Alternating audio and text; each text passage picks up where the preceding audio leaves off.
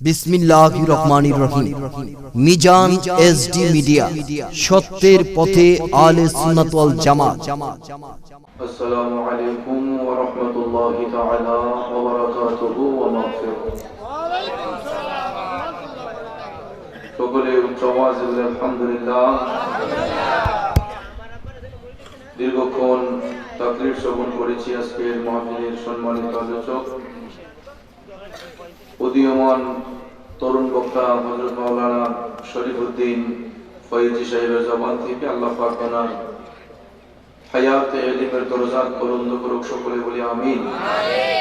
যারা বাহিরে রাস্তাঘাটে দোকানপাটে বসে অযথা সময় নষ্ট করছেন, আল্লাহ রাসূলের মহব্বতে সকলেই জান্নাতের বাগানে চলে আসুন। আল্লাহ পাক আমাদের সকলকে কবুল করুক, সকলে বলি আমিন। الصلاة والسلام عليك سيدي يا رسول الله، والصلاة والسلام عليك سيدي يا حبيب الله، الصلاة والسلام عليك سيدي يا نور الله، الصلاة والسلام عليك سيدي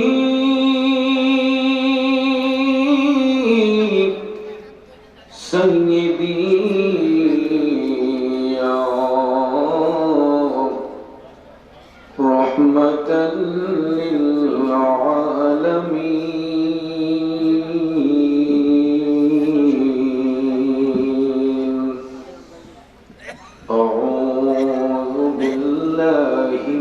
الشيطان الرجيم، بسم الله الرحمن الرحيم، الحمد لله الملك الجبار العزيز الغفار الكريم الستار، مولج الليل في النهار مجري الفلك في البحار ورازق الضود في الكفر، أشهد أن لا إله إلا الله وحده لا شريك له، شهادة تنجي قائلها من عذاب النار، وأشهد أن سيدنا ونبينا وشفيعنا وحبيبنا ومولانا محمدا عبده ورسوله، خاصة وعلى آله وأصحابه وأهل بيته وشهداء محبته وأولياء ملته وعلماء أهل السنة والجماعة والناس أجمعين، فقد قال الله تعالى في عز وجل كلامه المجيد والفرقان الحميد، إن الله وملائكته يصلون على النبي يا أيها الذين آمنوا صلوا عليه وسلموا تسليما اللهم صل على سيدنا مولانا محمد وعلى সবাই বসে যান দিনা মাওলানা सुबह तौबा में हुई बट ताहे वारा नूर का सदका लेने नूर का या ही तेरा नूर का अल्लाहुम्मा सल्ले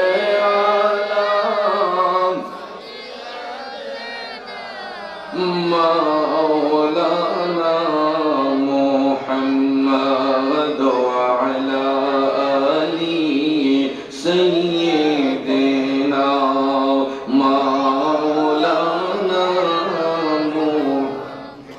আমার ভাইয়েরা বন্ধুরা বাবাজিরা এমন একটা পবিত্র রজনীর মধ্যে জান্নাতের বাগানে আমরা বসেছি আজকের এই রাত কোনো সাধারণ রাত না আজকের এই রাত হচ্ছে গরিবদের ঈদের রাত কথা বলেন ঠিক কিনা আজকের এই রাত হচ্ছে জুমার রাত ও যুবক বন্ধুরা আমার বাবাজিরা পৃথিবীর জমিনে আল্লাহ রাব্বুল আলামিন এই বৃহস্পতিবার দিবাগত রাতে সমস্ত মুর্দাগণের রূহকে আল্লাহ দুনিয়ার জমিনে অবতরণ করায়া দেয় তারা আপন আপন বাসগৃহে যায় তাদের আওলাদরা ভালো কাজ করছে না খারাপ কাজ করছে সচক্ষে দেখার জন্য ওই রূহগুলোকে আল্লাহ দুনিয়ায় পাঠায় রূহগুলো যখন দেখে তাদের আওলাদ জান্নাতের বাগানে বসে আছে তাদের আওলাদগণ ভালো কাজের মধ্যে দাবিত হয়েছে ওই রূহগুলো তখন মওলা পাকের কাছে দামি হয়ে যায়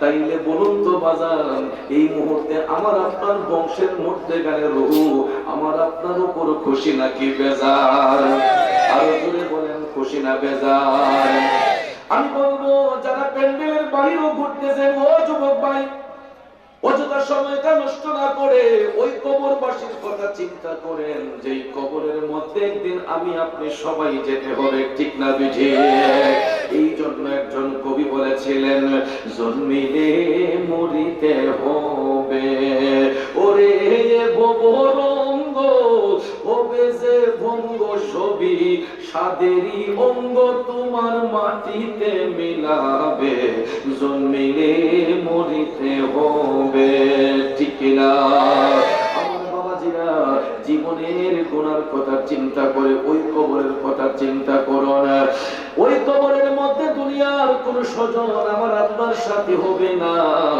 এই কবরের সাথী হবেন শুধুমাত্র একজন যিনি হচ্ছেন আমাদের নবী সমস্ত নবীগুলোর নবী রহমাতাল লিল আলামিন ঠিক কিনা বলুন ওরে যুবক বন্ধুরা ও মুরব্বি বাবাজিরা গো ওই নবীর প্রেম ভালোবাসা অন্তরে নিয়ে সবাই একটু তাজিমের সহিত আদবের সহিত উচ্চ কণ্ঠে দুরূদ শরীফে মাশগুল হয়ে যাই আল্লাহুম্মা সাল্লি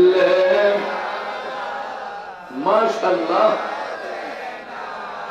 মাওলানা মুহাম্মদ ওয়া আলা আলি সাইয়্যিদিনা মাওলানা আসুন জীবনের গুনাহ মাফ করার জন্য সবাই আপন আপন কলবের মধ্যে ধাক্কা দিয়া গুনাহ মাফের জন্য সবাই উচ্চ আওয়াজে আমার দয়াল আল্লাহর জিকিরে মাশগুল হয়ে যাই উচ্চ কণ্ঠে কৃপণতা ছেড়ে দিয়ে সবাই জবানটা খুলিয়া শক্তিটাকে উজাড় করে দিয়ে আমার সাথে জিকির করুন ইসমে জাত আল্লাহ আল্লাহ আল্লাহ আল্লাহ আল্লাহ আল্লাহ আল্লাহ আল্লাহ আল্লাহ আল্লাহ আল্লাহ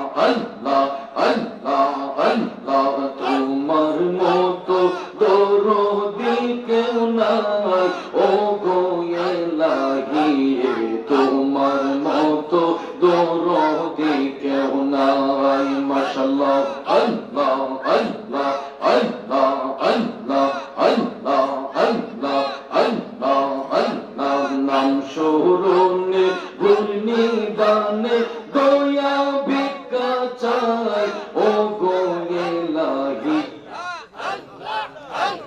দরদি কেউ নাই মাশাআল্লাহ আল্লাহ আল্লাহ আল্লাহ আল্লাহ আল্লাহ আল্লাহ আল্লাহ ও গো ইলাহি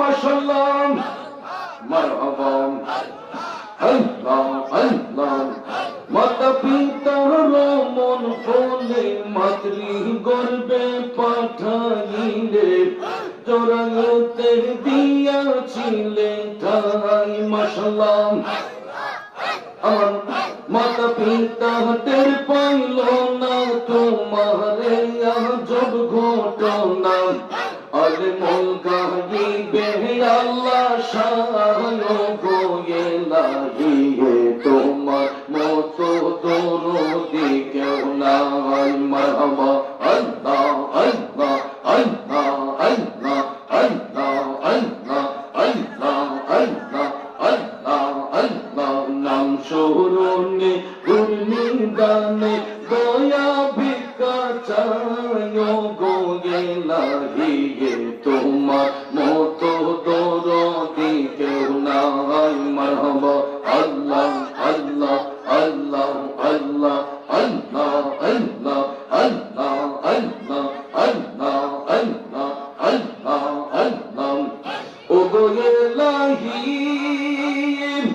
কি সুন্দর দেহ বানাইয়া এই ভবে দিলা পাঠাইয়া তাই তো আমরা করতেছি বড়াই মাশাআল্লাহ মরণ কথা স্মরণ হই না চিরদিন কেউ বেঁচে রই না জানি না কোন দিন মারা যায় ও গো ইলাহি তোমার মতো দরদি কেউ নাই মাশাআল্লাহ আল্লাহ আল্লাহ আল্লাহ আল্লাহ আল্লাহ আল্লাহ আল্লাহ নাম শরণে গুণগানে দয়া ভিক্ষা চাই ও গো ইলাহি তোমার মতো দরদি কেউ নাই মাশাআল্লাহ আল্লাহ আল্লাহ আল্লাহ আল্লাহ আল্লাহ আল্লাহ আল্লাহ আল্লাহ আল্লাহ আল্লাহ আল্লাহ আল্লাহ আল্লাহ আল্লাহ আল্লাহ আল্লাহ লা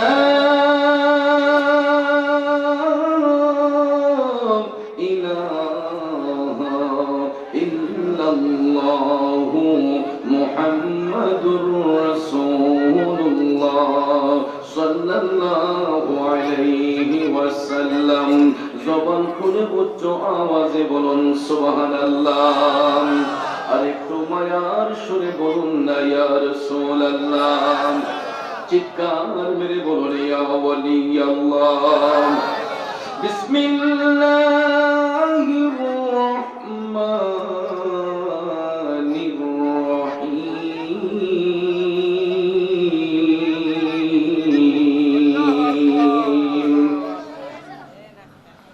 ওয়ালা তাকুলু লিমান ইউকতালু ফি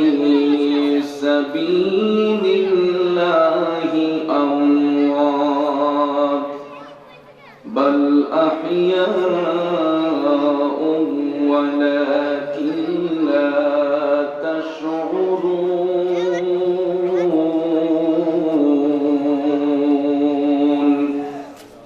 সাদাকাল্লাহুল আযীম ওয়া সাদাকা রাসূলুহুন নাবিয়্যুল হাবিবুল কারীম ونحن على ذلك من الشاهدين والشاكرين والحمد لله رب العالمين ربي صل وسلم وبارك عليه أما بعد উপস্থিত ঐতিহ্যবাহী ব্রাহ্মণবাড়িয়া জেলার অন্তর্গত নবীনগর উপজেলাধীন গোপালপুর দক্ষিণ মধ্যপাড়া জামি মসজিদ সংলগ্ন মসজিদ কমিটির উদ্যোগে আয়োজিত আজকের এই 15তম বার্ষিক ইসালে সওয়াবের মাহফিল 2021 ইংরেজি সনের সম্মানিত সভাপতি 1 নং ওয়ার্ড শ্রীরামপুর ইউনিয়ন পরিষদের সাবেক মেম্বার বড় ভাই মোহাম্মদ শহীদুল্লাহ সাহেব, আজকের মাহফিলের সহ সভাপতি, অত্র এলাকার কৃতি সন্তান মধ্যপাড়া জামি মসজিদের সভাপতি মোহাম্মদ আবু তাহের সাহেব। আলোচনা করেছেন মাহফিলের সম্মানিত প্রধান আকর্ষণ আমার শ্রদ্ধাভাজন বড় ভাই মুফাসসির কুরআন আলহাজ হযরত মাওলানা মুফতি শেখ মোহাম্মদ আবুল খালিল পীর সাহেব। ইতিমধ্যে আলোচনা করেছেন মাওলানা শরীফউদ্দিন ফয়জি সাহেব, যিনি আজকের মাহফিলের সম্মানিত মেহমানে আলা। এই নবীনগর উপজেলার গরিব দুঃখী মেহনতি মানুষের একনিষ্ঠ বন্ধু, নবীনগর 5 আসনের ব্রাহ্মণবাড়িয়া জেলা 5 আসনের মাননীয় সংসদ সদস্য সাবেক, বর্তমান নবীনগর উপজেলা আওয়ামী লীগের সংগ্রামী সভাপতি, আমাদের সকলের প্রিয় মুখ জনাব ফয়জুর রহমান বাদল সাহেব। আজকের প্রধান মেহমান অত্র এলাকার কৃতি সন্তান মোহাম্মদ জাকির হোসেন সওদাগর সাহেব, বিশেষ মেহমান মোহাম্মদ ফারুক আহমেদ সাহেব সহ আজকের বিশেষ অতিথিবৃন্দ, প্রধান পৃষ্ঠপোষক মোহাম্মদ আব্দুল আজিজ সাহেব, বিশেষ পৃষ্ঠপোষক মোহাম্মদ নজরুল ইসলাম মুন্সি সাহেব, সার্বিক সহযোগিতায় যিনি রয়েছেন কবি আলমগীর হুসাইন সাহেব সহ আমন্ত্রিত অতিথিবৃন্দ, মাহফিল পরিচালনার দায়িত্বে যিনি রয়েছেন মাওলানা মেহেদী হাসান সহ আমার তরিকতপন্থী মুরব্বী বাবারা, সুশিক্ষিত আমার কৃষক, শ্রমিক, চাকরিজীবী, ব্যবসায়ী, সাংবাদিক, শিক্ষক, প্রশাসনিক, গোয়েন্দা বিভাগের সম্মানিত ভাইয়েরা, স্কুল, কলেজ, ইউনিভার্সিটি, মাদ্রাসায় পড়ুয়া ছাত্র ভাইয়েরা, পর্দার অন্তরাল থেকে বসে বসে শুনছেন সম্মানিত আবেদা সালেহা আমার দিন দরদি শ্রদ্ধেয়ান মা ও বোনেরা, সকলের প্রতি আবার আন্তরিক সালাম। আসসালামু আলাইকুম ওয়া রাহমাতুল্লাহি ওয়া বারাকাতুহু।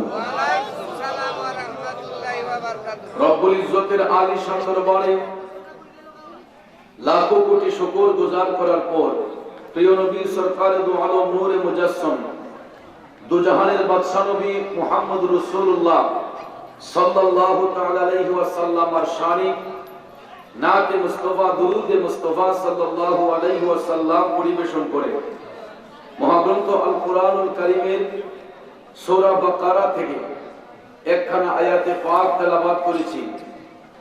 আয়াতে পাক যদিও ছোট্ট হয়ে থাকে এর অর্থ ব্যাপক।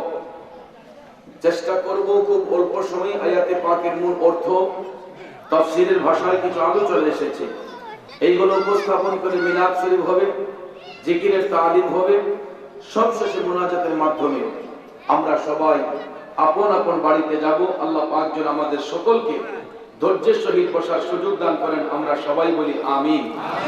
আরেকটু জোরে বলেন আমিন।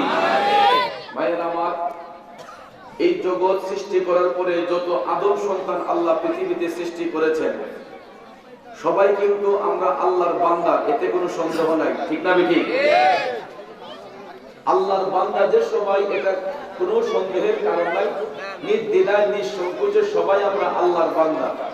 হিন্দু কোন, বৌদ্ধ কোন, খ্রিস্টান কোন, ইহুদি কোন, নাসারা কোন, মুসলমান কোন, যত মানব জাতি পৃথিবীতে আছে সবার একটা পরিচয়, আমরা আল্লাহর বান্দা।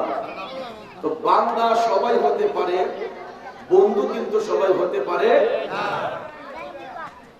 আল্লাহর বন্ধু হতে গেলে কিছু প্রেমের বিষয় আছে। আর বান্দার মধ্য থেকে যারা আল্লাহর বন্ধু হয়ে যায়, বান্দার মধ্য থেকে যারা আল্লাহর অতি নিকটের হয়ে যায়, কাছের হয়ে যায়, এরা দুনিয়াতে যেমন জিন্দা, এরা কবরের মধ্যে জিন্দা। আল্লাহর বান্দা থেকে যারা বন্ধু হয়, এরা দুনিয়াতেও জিন্দা, কবরের মধ্যে তারা জিন্দা। কথা বলেন ঠিক কিনা? এই জন্য আল্লাহ রাব্বুল আলামিন সূরা বাকারার মধ্যে তার বান্দাদেরকে ইশারা করেছেন, তাকিদ করেছেন, হুকুম দিয়েছেন যে হে জগৎবাসীরা, হে আমার বান্দারা, যারা আমি আল্লাহর রাস্তায় নিজের জীবনকে বিলিয়ে দেই, যারা আমি আল্লাহর রাস্তায় কতল হয়ে যায়, তোমরা তাদেরকে মৃত বলিও না। ঘোষণা কার? আল্লাহ। এখন আল্লাহর কথা সত্য না মিথ্যা? পৃথিবীর সব কিছু মিথ্যা হতে পারে, আল্লাহর কোরআন কি কখনো মিথ্যা হতে পারে না? কারণ আমার ভাইয়েরা, বন্ধুরা, বাবাজিরা, সব কিছু মিথ্যা হতে পারলেও এই কোরআন কখনো মিথ্যা হয় না। যেই কারণে আল্লাহ তাআলা সূরা বাকারার শুরুতেই এই কোরআন নিয়ে চ্যালেঞ্জ করে বলেছেন, যালিকাল কিতাবু লা রাইবা ফীহি। এটা এমনই একটা কিতাব, যে কিতাবের মধ্যে বিন্দু মাত্র সন্দেহের কোনো অবকাশ নাই। নাকি আছে? কে বলেছেন? আল্লাহ বলছেন এই কোরআন এমন একটা কিতাব, যে কিতাবের মধ্যে বিন্দু মাত্র সন্দেহের কোনো অবকাশ নাই। এই জন্য আল্লাহ বলেন, হুদাল লিল মুত্তাকিন। ও বাবাজিরা আমার, বেঈমান মুনাফিকদের জন্য এই কোরআন পথ প্রদর্শক নয়, দাজ্জাল কাযযাবের জন্য এই কোরআন পথ প্রদর্শক নয়, দিক নির্দেশক নয়। আল্লাহ বলেন, যালিকাল কিতাবু লা রাইবা ফীহি, এটা এমন একটা কিতাব যে কিতাবে সন্দেহ নাই, সন্দেহের অবকাশ নাই। হুদাল লিল মুত্তাকিন, এটা মুত্তাকিদের জন্য দিক নির্দেশক, পথ প্রদর্শক। বেঈমানের জন্য নয়, দাজ্জালের জন্য নয়, কাযযাবের জন্য নয়, একমাত্র দিনদার মুত্তাকি ঈমানদারদের জন্য ওই কোরআন দিক নির্দেশক, পথ প্রদর্শক, সহায়ক। কথা বলেন ঠিক কিনা? বাবাজিরা আমার, বন্ধুরা আমার, মনোযোগ। ওই কোরআনের শপথ নিয়ে আল্লাহ তাআলা বলতেছেন, ওয়ালা তাকুলু লিমান ইউকতালু ফি সাবিলিল্লাহি আমওয়াত।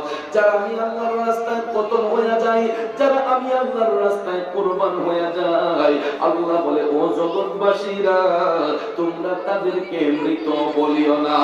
সঙ্গে সঙ্গে আমার আল্লাহ বলতেছেন, বাল আহিয়াউম ওয়ালাকিন লা তাশউরুন।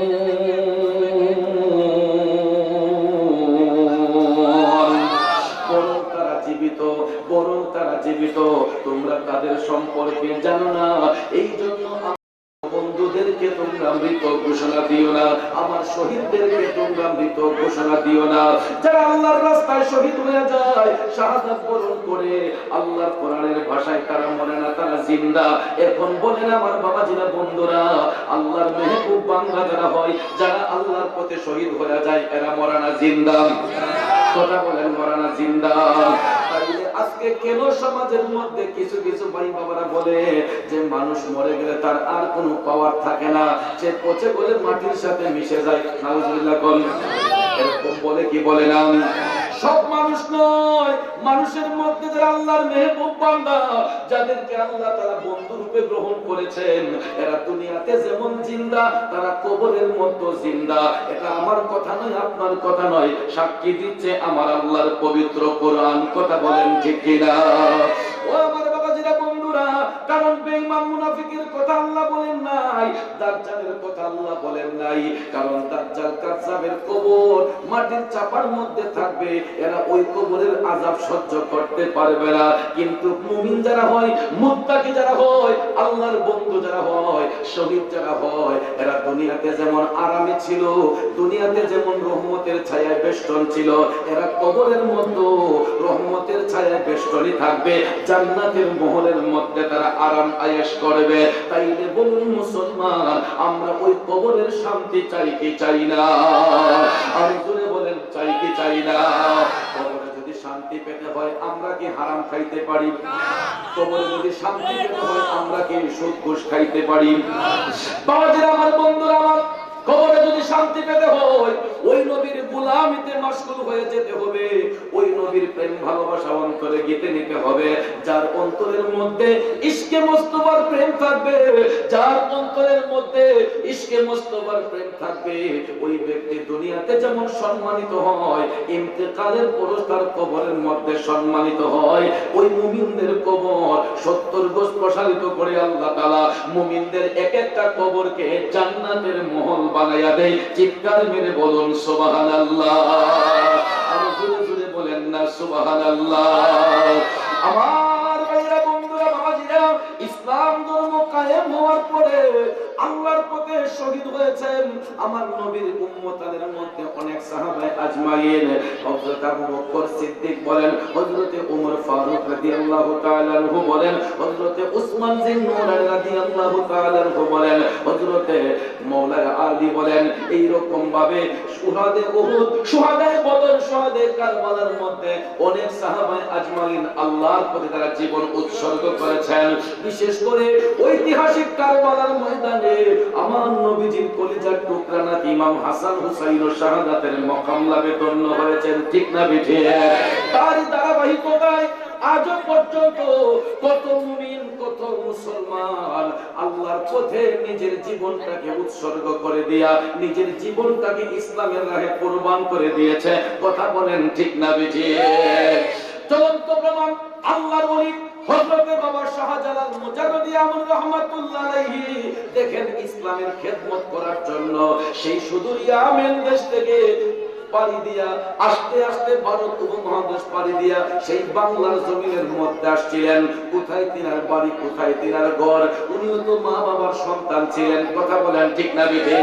বাবা শাহজালাল কোন মায়ের গর্ভ থেকে জন্ম নিয়েছেন, কোন বাবার ঔরসে জন্ম নিয়েছেন, কিন্তু ইসলামের খেদমত করার জন্য, সত্যের দাওয়াত দেওয়ার জন্য আল্লাহর ওলি শাহজালাল আল্লাহর হাবিবের ইশারা পাইয়া সেই ইয়ামেন দেশ থেকে রওনা হয়ে তিনি ভারতবর্ষ পাড়ি দিয়া বাংলার জমিনে এসেছেন। ব্যক্তিগত স্বার্থে নয়, একমাত্র ইসলামের স্বার্থে, সত্য ইসলাম প্রতিষ্ঠা করার স্বার্থে আল্লাহর ওলি হযরত বাবা শাহজালাল নিজের জীবনটাকে ইসলামের প্রেমে কুরবান করে দিয়েছেন। এখন আপনারা বলুন, বাবা শাহজালাল মরা নাকি জিন্দা? মরা নাকি জিন্দা? এই জন্য কবি বলেছেন, আমরা কি ভুলে গেলাম শাহজালালের নাম, আমরা কি ভুলে গেলাম শাহজালালের নাম। গোর গোবিন্দ পালিয়ে গেল, গোর গোবিন্দ পালিয়ে গেল, শুনে যার নাম, আমরা কি ভুলে গেলাম শাহজালালের নাম। ঠিক না বেঠে? ওই আমার যুবক বন্ধুরা, ও মুরব্বী বাজিরা গো, ইচ্ছে করে বাবা শাহজালাল বাংলার জমিনে আসেন নাই। এই গোটা ভারতবর্ষ যখন হিন্দুদের দখলে ছিল, বাংলার জমিন যখন হিন্দু রাজাদের দখলে ছিল, তখনই আল্লাহর হাবিব সাল্লাল্লাহু আলাইহি ওয়াসাল্লাম এতিম সন্তান হযরতে বাবা শাহজালাল, তিনি তার মামার ভালোবাসায় বড় হয়েছিলেন, মামার স্নেহ মমতায় বড় হয়েছিলেন। বাবা শাহজালালের মামার নাম ছিল সৈয়দ আহমেদ কবির। সুবহানাল্লাহ। ছোট্টবেলায় মায়ের কোল, বাবার কোল হারায় আল্লাহর ওলি বাবা শাহজালাল দিনের খেদমতে যখন মাশগুল হয়ে গেলেন, কুরবান হয়ে গেলেন, বাবা শাহজালাল স্বপ্নের ঘরে দেখতেছেন আল্লাহর হাবিব বাবা শাহজালালকে দিদার করে বলতেছেন, ওরে শাহজালাল, তুমি আর এখানে থাকতে পারবা না, ভারতবর্ষের উদ্দেশ্যে চলে যাও। তুমি ভারতবর্ষের উদ্দেশ্যে যে সত্যের দাওয়াত দিবা। স্বপ্নের ঘরে আল্লাহর নবীর দিদার পাইলেন। ওকির একই রাতে বাবা শাহজালালের মামা সৈয়দ আহমেদ কবির, উনিও একই স্বপ্ন দেখলেন। আল্লাহর হাবিব আয়েশা উনাকে দিদার করে বলতেছেন, ওরে আহমেদ কবির, তোমার বাগিনা শাহজালালকে তোমার কাছে না রাইখা তাকে ইসলামের খেদমত করার জন্য, সত্যের দাওয়াত দেওয়ার জন্য ভারতবর্ষে পাঠিয়ে দাও। একই স্বপ্ন দেখলেন মামা, একই স্বপ্ন দেখলেন ভাগিনা। সুবহানাল্লাহ। মামার স্বপ্নটা যেমন, ভাগিনার স্বপ্নটাও তেমন। গভীর মনোযোগ। সকালবেলা জাগ্রত হইয়া আল্লাহর ওলি বাবা শাহজালাল আপন মামা আহমেদ কবির সাহেবের কাছে গেলেন। সৈয়দ আহমেদ কবির বলতেছেন, শাহজালাল, আমিও তো তোমার কাছে যাওয়ার জন্য প্রস্তুতি নিয়েছিলাম। কি বিষয় মামা? বাবা শাহজালালকে বলতেছেন, ওরে শাহজালাল, আমি গত রাতে একটা স্বপ্ন দেখেছি। সঙ্গে সঙ্গে বাবা শাহজালাল বলতেছেন, মামা, আমিও তো গত রাতে একটা স্বপ্ন দেখেছি। মামা দুইজন মিলে বলতেছেন, মামা স্বপ্ন দেখেছি। কি দেখেছো? বাবা শাহজালাল বলেন, মামা আমি গত রাতে স্বপ্ন দেখেছি আল্লাহর হাবিব সাল্লাল্লাহু আলাইহি ওয়াসাল্লাম আমাকে নির্দেশ প্রদান করেছেন, শাহজালাল তুমি ভারতবর্ষের উদ্দেশ্যে দ্বীনের কাজের জন্য বের হয়ে যাও। সুবহানাল্লাহ। সৈয়দ আহমেদ কবির ডাক দিয়ে কয়, ও ভাগিনা শাহজালাল, আমিও তো একই স্বপ্ন দেখলাম। আল্লাহর হাবিব সাল্লাল্লাহু আলাইহি ওয়াসাল্লাম আমাকে বলেছেন, আহমেদ কবি তোমার ভাগিনা শাহজালালকে দ্বীনের কাজের জন্য ভারতবর্ষে পাঠিয়ে দাও। আল্লাহু আকবার বলেন। বন্ধুরা আমার, বাবাজিরা, মামা ভাগনার সেম স্বপ্ন। এখন বাবা শাহজালাল বলতেছেন, মামা আমি তো সেখানে চিনি না, আমি কিভাবে যাইব? ওই এলাকার কোন লোককে তো আমি চিনি না, আর একা আমি কিভাবে যাইব? কেমনে আমি ওই জায়গাটা চিনব? কোথায় গিয়ে আমি দ্বীনের কাজ করব? তখন ইয়ামেন প্রদেশে এক মুষ্টি মাটি দেওয়া হয়েছিল বাবা শাহজালালের হাতের মধ্যে, যে ওরে শাহজালাল বাগিনা ওই মাটিটা তোমার হাতের মুষ্টির মধ্যে রেখে দাও। ওই মাটির মিল তুমি যেখানে যাইয়া পাইবা ওই জায়গাটাই হইবে তোমার দ্বীন প্রচারের জায়গা। ওই জায়গাটা হবে তোমার জায়গা, সেখান থেকে তুমি দ্বীনের কাজ করবা। এই হাতের মধ্যে মাটিটা তুমি রেখে দাও। এই মাটির মিল তুমি যেখানে যাইয়া পাইবা বুঝবা সেটাই হবে তোমার শেষ নিঃশ্বাসের জায়গা, এবং ওই জায়গা থেকেই তুমি দ্বীনের কাজ আঞ্জাম দিবা। সুবহানাল্লাহ। বাবাজিরা আমার, বন্ধুরা আমার, স্বপ্নের সঙ্গে সৈয়দ আহমেদ কবি সেই মাটিটা বাবা শাহজালালের হাতের মধ্যে দিয়ে বললেন, আমি তোমার সঙ্গে কিছু সফর সঙ্গী দিয়ে দেই। এরই মধ্যে একজন সফর সঙ্গী দিয়েছিলেন, উনি হচ্ছেন নবীর বংশের আওলাদ, যিনি হবিগঞ্জের চুনারুঘাটে মোনার বন্দের জমিনে যিনি পূর্বে এবং পশ্চিমে যার রওজা, উনি হচ্ছেন সৈয়দ নাসির উদ্দিন সিপাহসালার রহমাতুল্লাহ আলাইহি। আল্লাহু আকবার বলেন। সৈয়দ নাসির উদ্দিন সিপাহসালার রহমাতুল্লাহ আলাইহি সহ তৎকালীন সময়ে ইয়ামেন প্রদেশ থেকে 12 জন উচ্চ পদস্থ আল্লাহর ওলিকে সঙ্গে দিয়ে দিলেন। বাবা শাহজালালের সফর সঙ্গী 12 জন সঙ্গে দিয়ে বললেন, যাও তোমরা সফরে বের হয়ে যাও। আমার ভাইরা, বন্ধুরা, গভীর মনোযোগ। এই সর্বপ্রথম ইয়ামেন প্রদেশ থেকে আল্লাহর ওলি হযরতে বাবা শাহজালাল 12 জন আল্লাহর উচ্চ পদস্থ ওলিদেরকে নিয়ে, এরই মধ্যে আল্লাহর রাসূল সঙ্গে নিয়ে তিনি যখন রওনা হইলেন, রওনা হইতে হইতে ভারতবর্ষ আসার আগ মুহূর্ত পর্যন্ত তারা কালেমার দাওয়াত দিতে দিতে ওই কাফেলার মধ্যে তখন 312 জন সদস্য হয়েছে। 312 জন সদস্য ভারতবর্ষ আসা পর্যন্ত 312 জন সদস্য। এই 12 জনের মধ্যে 300 জন বেশি হয়েছে কালেমার দাওয়াত দিতে দিতে, সত্যের দাওয়াত দিতে দিতে। বাজার আমার, বন্ধুরা আমার, সত্যের দাওয়াত দিতে দিতে 312 জন সদস্য হয়েছে। আল্লাহু আকবার কি বলবেন না? এই জন্য কবি বলেছেন, সত্যের দাওয়াত দিলেন নবীজি, আমরা সত্যের দাওয়াত দিলে আল্লাহ পাক রাজি। ঠিক কিনা বলেন? আরো জোরে বলেন ঠিক কিনা? হাত তুলে বলেন ঠিক কিনা? চিল্লায়ে বলেন ইয়া রাসূলুল্লাহ। আরেকটু জোরে বলেন ইয়া হাবিবাল্লাহ। সত্যের দাওয়াত দিলেন নবীজি, আমরা সত্যের দাওয়াত দিলে আল্লাহ পাক রাজি। আল্লাহকে খুশি করে, আল্লাহকে খুশি করে সঠিক প্রেমিক হও। নবী তুমি আমার হয়ে যাও, আমি তোমার তুমি আমার, আমি তোমার তুমি আমার, একবার কথা দাও।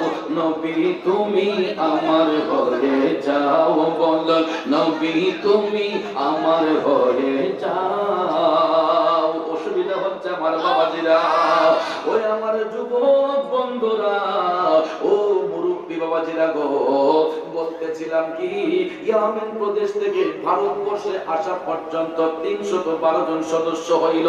এখন ভারতবর্ষে আইসা আল্লাহর ওলি বাবা শাহজালাল আওলাদ রাসূল সহ 300 সদস্যের 312 সদস্যের কাফেলা, 312 সদস্যের কাফেলা প্রতিদিন তারা কালেমা ধ্বনি দিচ্ছেন, ইসলামের জয়গান দিচ্ছেন।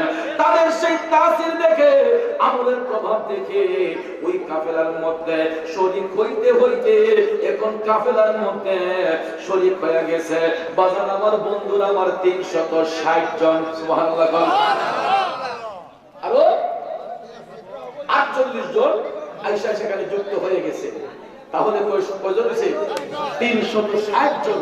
এই 360 জনের কাফেলা নিয়ে বাবা শাহজালাল ভারতবর্ষের মধ্যে দিনের কাজ করতেছেন, সত্যের দাওয়াত দিচ্ছেন। কিন্তু কোথাও তিনি ওই হাতের মাটির মুষ্টির মধ্যে যে মাটি ছিল, ওই হাতের মাটির মিল কোথাও তিনি খুঁজে পাচ্ছেন না। ভারতবর্ষ অনেক প্রদেশ তিনি তন্ন তন্ন করলেন, কিন্তু কোথাও ওনার মাটির মিল পাওয়া যাচ্ছে না। আস্তে আস্তে আস্তে বাজার আমার বন্ধুরা আমার সেই বাংলার জমিনে আরেকজন নবীর আওলাদ ছিলেন, উনি হচ্ছেন সৈয়দ বুরহানুদ্দিন রহমাতুল্লাহ আলাইহি, যিনি আপনার সুরমা নদীর পাড়ে গেলেই যার আস্তানাটা দক্ষিণ সুরমার মধ্যেই বাবা বুরহানুদ্দিনের রওজা শরীফ আপনারা গেলে দেখতে পারবেন। যারা গিয়েছেন হয়তো দেখেছেন সৈয়দ বুরহানুদ্দিন। বন্ধুরা আমার, বাবাজিরা আমার, একমাত্র সিলেটের মুসলমান ছিলেন, বাংলার জমিনের একজন বীর মুসলমান ছিলেন সৈয়দ বুরহানুদ্দিন রহমাতুল্লাহ আলাইহি, যিনি ইসলামের পথে থাকার কারণে নিজের সন্তান শাহ গুলজারকে পর্যন্ত তিনি হারিয়েছেন। একমাত্র কুরবানি করার কারণে ওই কুরবানির একটা গোশতের টুকরো জায়গা কাঠ নিয়ে ফেলে দিয়েছিল গরু গোবিন্দের বাড়ির মধ্যে। ঠিক না ঠিক? হিন্দুরা তো গরু খায় না, কথা ঠিক না? যখন এই হাড্ডিটা যখন কাকে নিয়ে যখন ফেলে দিচ্ছে, তখন সে ভাবছে যে এটা তো বুরহানুদ্দিন ছাড়া তার কেউ কাজ করে নাই। আমার বাবাজিরা, বন্ধুরা দেখেন, আমরা তখন রেডিমেড ইসলাম পেয়ে গেছি।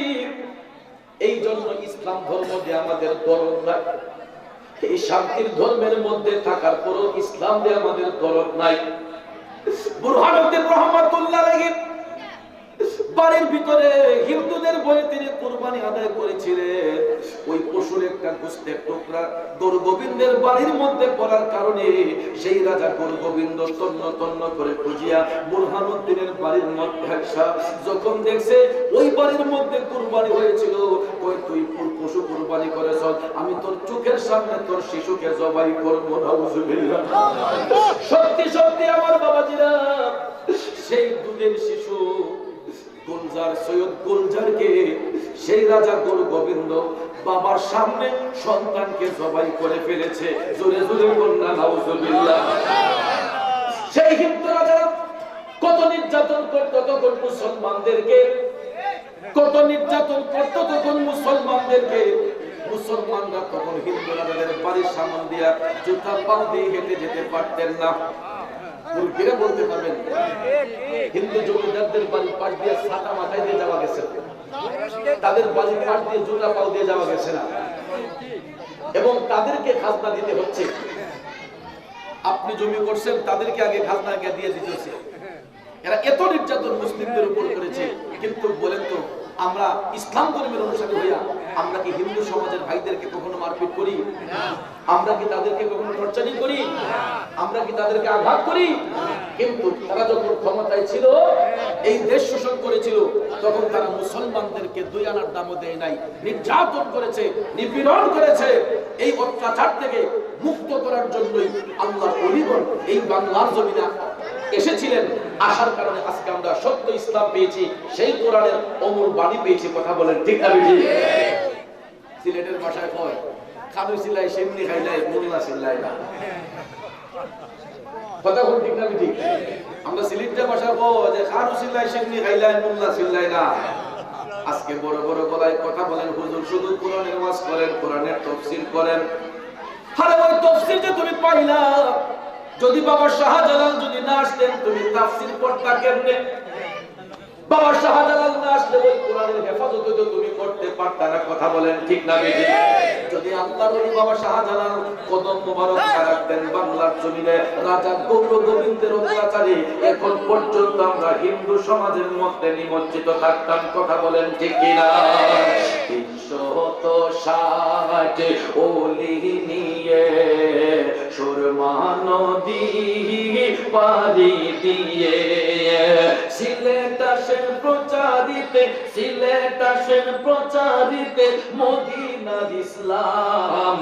আমরা কি ভুলে গেলাম শাহজালালের নাম? আমরা কি ভুলে গেলাম শাহজালালের নাম? ইতিহাসে আজও তিনি চির অম্লান। আমরা কি ভুলে গেলাম ওলি আল্লাহর নাম, কথা বলেন ঠিক কিনা? ওই আমার যুবক বন্ধুরা, ও মুরব্বি বাবাজিরা গো, আমার আপনার মধ্যে যদি একটা গরু জবাই করি, এলাকার মানুষদেরকে হাইতে গিয়ে দাওয়াত করতে হয়।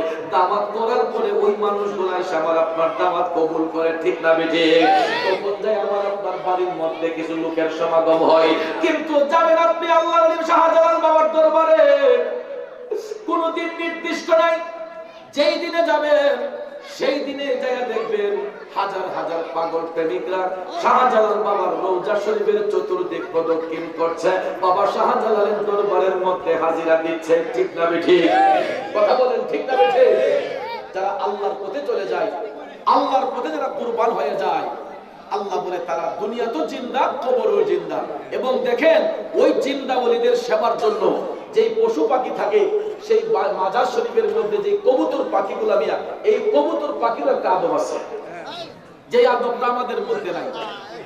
বলেন না কিভাবে? আপনি যখন সিলেটে যাবেন দেখবেন বাবা শাহজালালের দরবারে যাইয়া হাজার হাজার কবুতর উঠতেছে, হাজার হাজার কবুতর ডানা মেলে উঠতেছে, আধার খাচ্ছে, মানুষরা আধার দিচ্ছে, আধার খাচ্ছে। বলেন তো ভাই সাহেবরা, আজ পর্যন্ত কোন কবুতর আপনাদের উপরে কোন ময়লা দিয়েছেন? না। ময়লা পড়ছে কোন? তা আপনারা যে মাজার শরীফের পাশ দিয়ে হাঁটছেন, এই ফ্লোরের মধ্যে কোন ময়লা পাইছেন? না। দেখেন একটা পাখি পর্যন্ত আল্লাহর বন্ধুদেরকে কত তাজিম করে গো, একটা পাখি পর্যন্ত আল্লাহর ওলিদের কত তাজিম করে। আর সেই আল্লাহর বান্দা হইয়া কেমনে আল্লাহর ওলিদের বদনাম করে। আলোচনার মধ্যে বসে শুধু মাজার ভেঙে দাও, মাজারের মাকে কবর পূজা করি আমরা, নাকি মাজারে গিয়া পূজা করি? নাউজুবিল্লাহ কোন। আমরা কি মাজারে গিয়া পূজা করি না জিয়ারত করি? জিয়ারত করি। মাজার কি পূজার জন্য না জিয়ারতের জন্য? জিয়ারতের জন্য। পূজার স্থান হচ্ছে মন্দিরে, আর জিয়ারতের স্থান হচ্ছে আল্লাহর ওলিদের রওজায়, কথা কোন ঠিক কিনা? যেই সমস্ত ভাইরা হিন্দুদের মন্দিরের সঙ্গে আল্লাহর ওলিদের মাজারকে তুলনা করছেন, আল্লাহর ওলিদের রওজাকে তুলনা করছেন, ভাই আপনার জ্ঞান সবিনয় অনুরোধ করে বলবো, যদি মুসলমানের সন্তান হয়ে থাকেন একটাবার আল্লাহর ওলিদেরকে নিয়ে রিসার্চ করেন, একটাবার আল্লাহর ওলিদেরকে নিয়ে গবেষণা করেন। কারণ আল্লাহ রাব্বুল আলামিন সূরা ইউনূসের ৬২ নম্বর আয়াতে কারিমার মধ্যে বলেছেন, আলা ইন্না আউলিয়া আল্লাহি লা খাউফুন আলাইহিম ওয়া লা হুম ইয়াহজানুন। আল্লাহু আকবার। একটু দুরূদ শরীফ পড়ুন, আল্লাহুম্মা সাল্লি আলা সাইয়্যিদিনা মুহাম্মাদ, আল্লাহুম্মা সাল্লি। এই যুবকরা বসো না সবাই। মুহাম্মাদ নাবি সাফিয়ানা মাওলানা, মুহাম্মাদ নাবিয়ানা মাওলানা, মুহাম্মাদ, আল্লাহুম্মা সাল্লি সাইয়্যিদিনা মুহাম্মাদ নাবি শাফিয়ানা মাওলানা। অসুবিধা হচ্ছে আমার বাবা দিলাম। বলতেছিলাম কি সূরা ইউনূসের ৬২ নম্বর আয়াতে পাকে আল্লাহ বলতেছেন, এ জগৎবাসীরা সাবধান, হুঁশিয়ার। আল্লাহ তাআলা রেড সিগন্যাল দিয়ে বলতেছেন, ইন্না আউলিয়া আল্লাহে, নিশ্চয়ই আমার বন্ধু যারা হবে, লা খাউফুন আলাইহিম, তাদের কোনো ভয় নাই, তাদের কোনো চিন্তা নাই, সেটা দুনিয়ায় হোক, সেটা কবরে হোক। আল্লাহ বলেন, ওয়ালা হুম ইয়াহজানুন, এরা কখনো চিন্তিত হবে না, এরা কখনো পেরেশানিত হবে না, কারণ তাদের হেফাজত করেন আমার আল্লাহ। কথা বলেন ঠিক কিনা? এই জন্য আল্লাহর ওলি বাবা শাহজালাল মুজাররদি আমর রহমাতুল্লাহ আলাইহি আল্লাহর পথে নিজের জীবনকে কুরবান করে দেওয়ার কারণে তিনি দুনিয়াতে যেমন জিন্দা ছিলেন, কবরের মধ্যে জিন্দা। শাহজালালের কোনো চিন্তা নাই, খৌফ নাই। যেই কারণে আমার আল্লাহ হাজার হাজার পাগলদেরকে দিয়া তার বন্ধুর রওজা চতুর্দিকে জিয়ারত করায়। কথা বলেন ঠিক কিনা? আপনি যান সকালে, আপনি যান দুপুরে, আপনি যান বিকালে, আপনি যান শেষ রাতে, আপনি যান নিভোর রাতে, আপনি যান মধ্যরাতে, যখন যাবেন, যে সময় যাবেন, তখনই গিয়া দেখবেন আশেক প্রেমিক পাগলরা জিয়ারতের মধ্যে মশগুল হয়ে আছে। কথা বলেন ঠিক না বেঠিক? এটার দ্বারা কি প্রমাণ হয় না যে আল্লাহ রাব্বুল আলামিন সব সময় তাদেরকে রহমতের ছায়ায় বেষ্টন রাখে? ঠিক না বেঠিক? এ বাবাজিরা, আমার বন্ধুরা আমার, সেই কথার মধ্যে চলে যাই।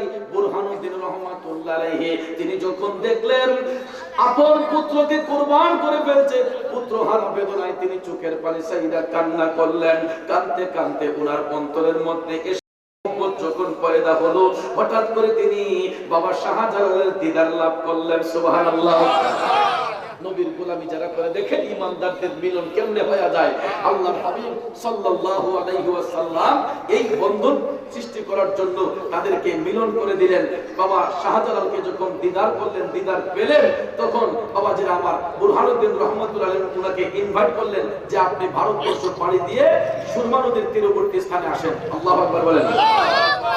সঙ্গে সঙ্গে আল্লাহর ওলি বাবা শাহজালাল মুজাররদি আমর রহমাতুল্লাহ আলাইহি এই ৩৬০ আউলিয়ার কাফেলা নিয়ে তিনি যখন ভারতবর্ষ পাড়ি দিয়া সুরমা নদীর তীরবর্তী স্থানে আসলেন, এই কাফেলা যখন আসলো, তখন নদীর ঘাটে যে মাঝি ছিল, কিছু মাঝি গিয়া গুরু গোবিন্দের কাছে খবর বলছে যে বিশাল একটা মুসলিম কাফেলা এসেছে, বিশাল একটা মুসলিম কাফেলা এসেছে, হয়তো এরা আপনাকে প্রতিহত করতে চায়, আপনাকে অ্যাটাক করতে চায়। রাজা গৌর গোবিন্দ এই কথা যখন শুনলো, সে নদীর ঘাট সব রাস্তা বন্ধ করে দিল এবং নদীর মাঝিদের, ঘাটের মাঝিদেরকে বলল, নৌকার মাঝিদেরকে বলবো যে তোমরা যদি কেউ তাদেরকে পার করো, তাহলে তোমাদেরকে নদীর পারে জীবন্ত কবর দেওয়া হবে। নাউজুবিল্লাহ। প্রত্যেকটা নৌকার মাঝিকে সতর্ক করে দিল, একটা নৌকার মাঝিও যাতে বাবা শাহজালাল সহ এই কাফেলাকে পার না করে।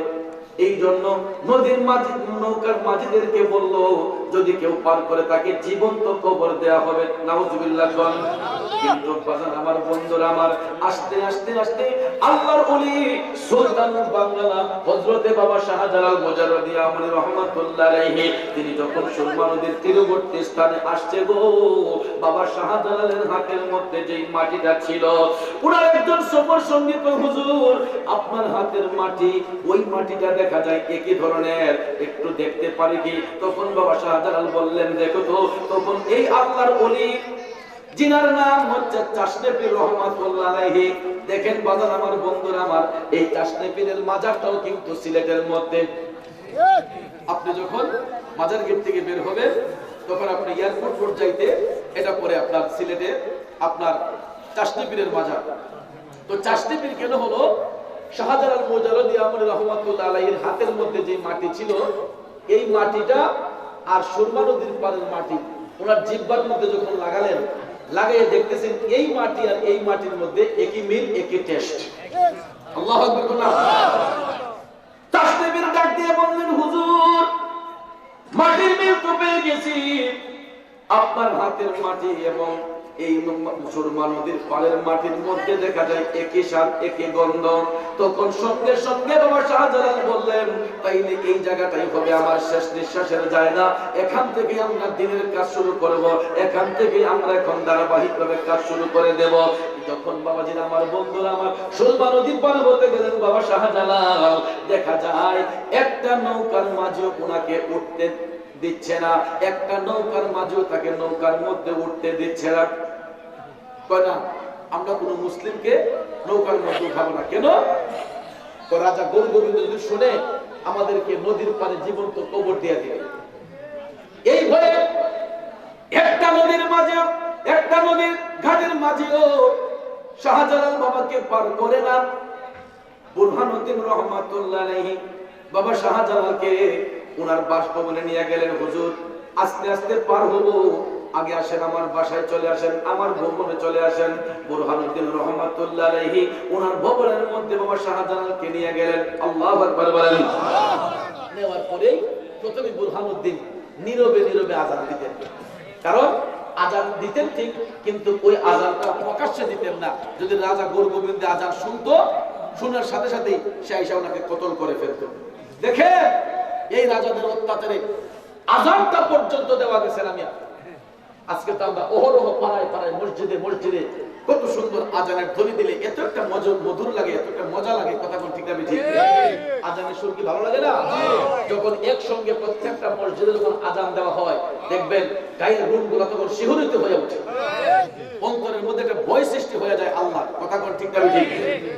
আমার বাবাজিরা বন্ধুরা, প্রথমে ওই আযানটা নীরবে নীরবে দেওয়া হইতো, কিন্তু আল্লাহর ওলি বাবা শাহজালাল মুজাররদি আমরি রহমাতুল্লাহ আলাইহি যখন আসলেন, বুরহানুদ্দিন রহমাতুল্লাহ আলাইহির সাথে যখন সম্পর্ক হয়ে গেল, তখন আওলাদ রাসূল সৈয়দ নাসিরউদ্দিন সিপাহসালার রহমাতুল্লাহ আলাইহি সর্বপ্রথম যিনি সুরমা নদীর পাড়ে দাঁড়িয়ে যিনি আযানের ধ্বনি দিয়েছিলেন, গৌর গোবিন্দের প্রাসাদের দিকে মুখ করে কিবলামুখী হইয়া প্রথম আযানটাই যখন বুরহানুদ্দিন রহমাতুল্লাহ আলাইহি আল্লাহর ওলি নাসিরউদ্দিন সিপাহসালার রহমাতুল্লাহ আলাইহি দিলেন, আযান দেওয়ার সাথে সাথেই রাজা গৌর গোবিন্দের একটা দেয়াল ঠাস করে পড়ে গেছে।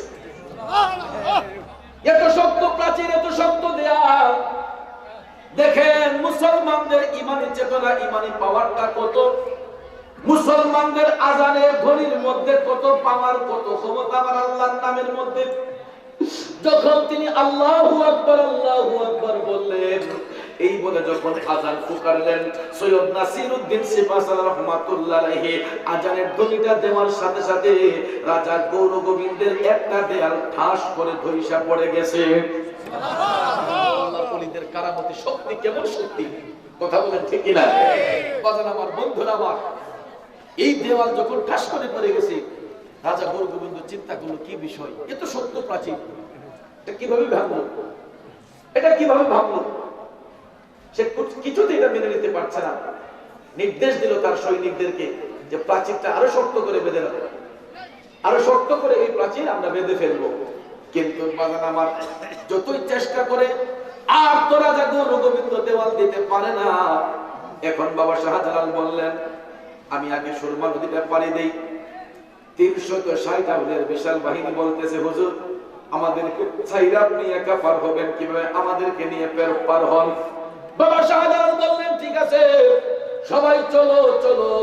নদীর ঘাটে যাওয়ার পরে দেখা যায় একটা নদীর মাঝেও তাদেরকে নদী পার করছে না। এমন সময় বাবাজিরা আমার বন্ধুরা আমার, বাবা শাহজালাল ইলমে লাদুনির মাধ্যমে জানতে পারলেন, কাশফুল কুলুবের মাধ্যমে তিনি জানতে পারলেন। মওলায়ে পাক ইশারা করলেন, ওরে শাহজালাল, এই নৌকার মধ্যে ওঠার তোমার কোনো প্রয়োজন নাই, তোমার হাতের মধ্যে যেই জায়নামাজ রয়েছে, আমি মওলা ওই জায়নামাজটারই তোমার জন্য নৌকা বানায়া দেব।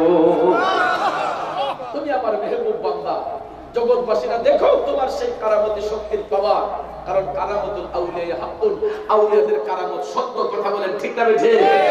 আমার বন্ধুরা আমার, একটা জায়নামাজ এটা যত গাড়াই হোক পানির মধ্যে কি এটা ভাসতে পারে? বসলে তো এটার সঙ্গে সঙ্গে ডুবে যাওয়ার কথা, কথা বলেন ঠিক না বেঠে?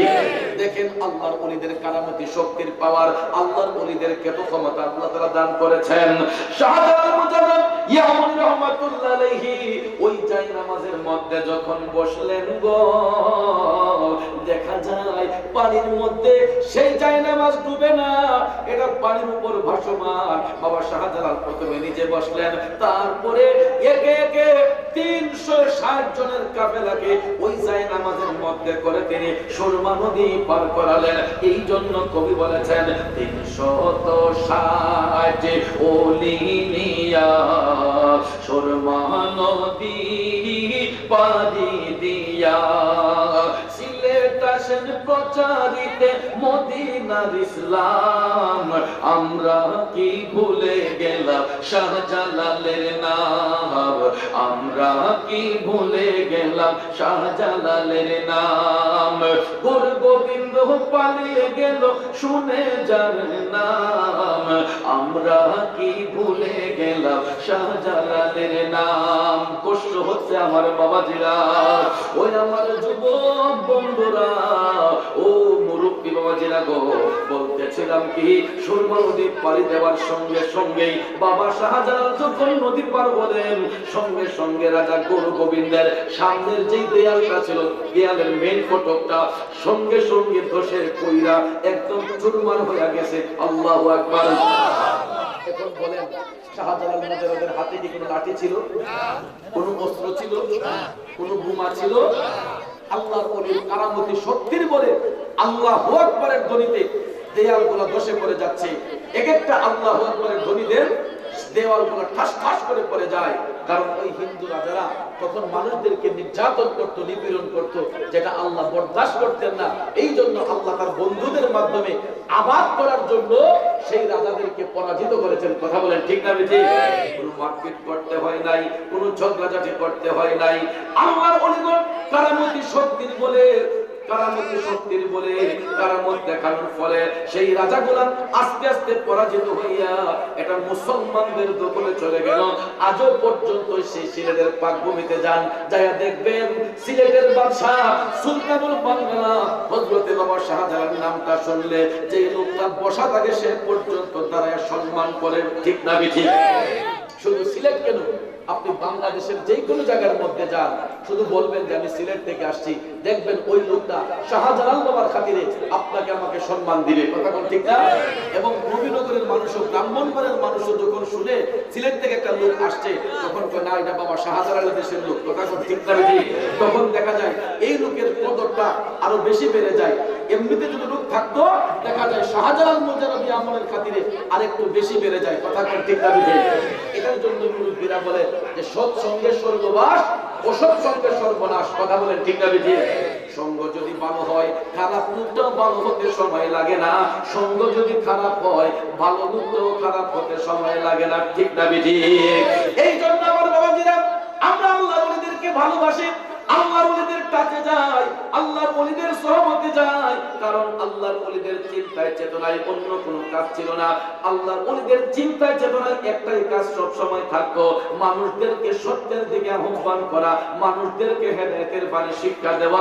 এটাই ছিল আল্লাহর ওলিদের কাজ। কথা বলেন ঠিক কিনা? আরো জোরে বলেন ঠিক কিনা?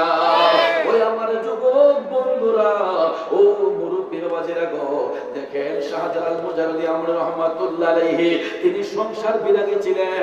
ইচ্ছে করলে তিনি সংসার জীবনে যাইতে পারতেন না, কিন্তু উনি মুজাররদ কেন জানেন? মুজাররদ তাদেরকে বলা হয় যারা সংসার ত্যাগী, যারা সংসার করে নাই, যাদের ছেলে মেয়ে থাকে না, যাদের স্ত্রী থাকে না, এদেরকে বলা হয় মুজাররদ। শাহজালাল মুজাররদি আমনি রহমাতুল্লাহ আলাইহি উনি সংসার বিরাগী ছিলেন। কিভাবে সংসার করবেন? উনি দিনের কাজ করতে করতে উনার কিছু মনে থাকতো না। মওলার প্রেমে যখন বিভোর হয়ে যাইতেন, কোন দিকে সময় চলে যেত তিনি টেরই পেতেন না। কথা কোন ঠিক কিনা? এরকম মুরাকাবা মুশাহাদা কয়জন বান্দার মধ্যে আছে? আমরা কয়জনের মধ্যে আছে একটু বলেন তো? খোঁজ করলে দেখা যাবে 100 এর মধ্যে 99 জন ফেল হয়ে যাবে। একজন লোক আছে কিনা তাহাজ্জুদ গুজার? একজন লোক পাওয়া যায় কিনা যে ওই লোকটা সব সময় আল্লাহর তাসবিহ আদায় করে? সবাই কিন্তু স্বার্থের পিছনে ঘোরাঘুরি করে। ঠিক না বেঠিক?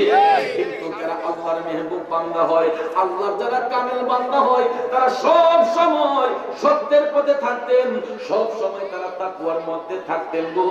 এই জন্য আমার আল্লাহ তাআলা বলতেছেন ওয়ালা তাকুলু লিমান ইউকতালু ফি সাবিলিল্লাহি আমওয়াত, যারা আমি আল্লাহর পথে কুরবান হয়ে যায়, আমি আল্লাহর পথে জীবনটাকে বিলিয়ে দেয়, ও জগৎবাসীরা তোমরা তাদেরকে মৃত বলিও না, তাদেরকে তোমরা মৃত বলিও না, বাল আহইয়া ওয়ালাকিন লা তাশউরুন, এরা জিন্দা, তোমরা তাদের সম্পর্কে জানো না। তাইলে বলুন কোরআনের ভাষ্য অনুযায়ী আল্লাহর ওলি বাবা শাহজালাল মরা নাকি জিন্দা? আল্লাহ বলেন মরা না জিন্দা। কারণ বাবাজিরা আমার, তিনি তাকওয়ায় ভরপুর ছিলেন, ঈমানে ভরপুর ছিলেন।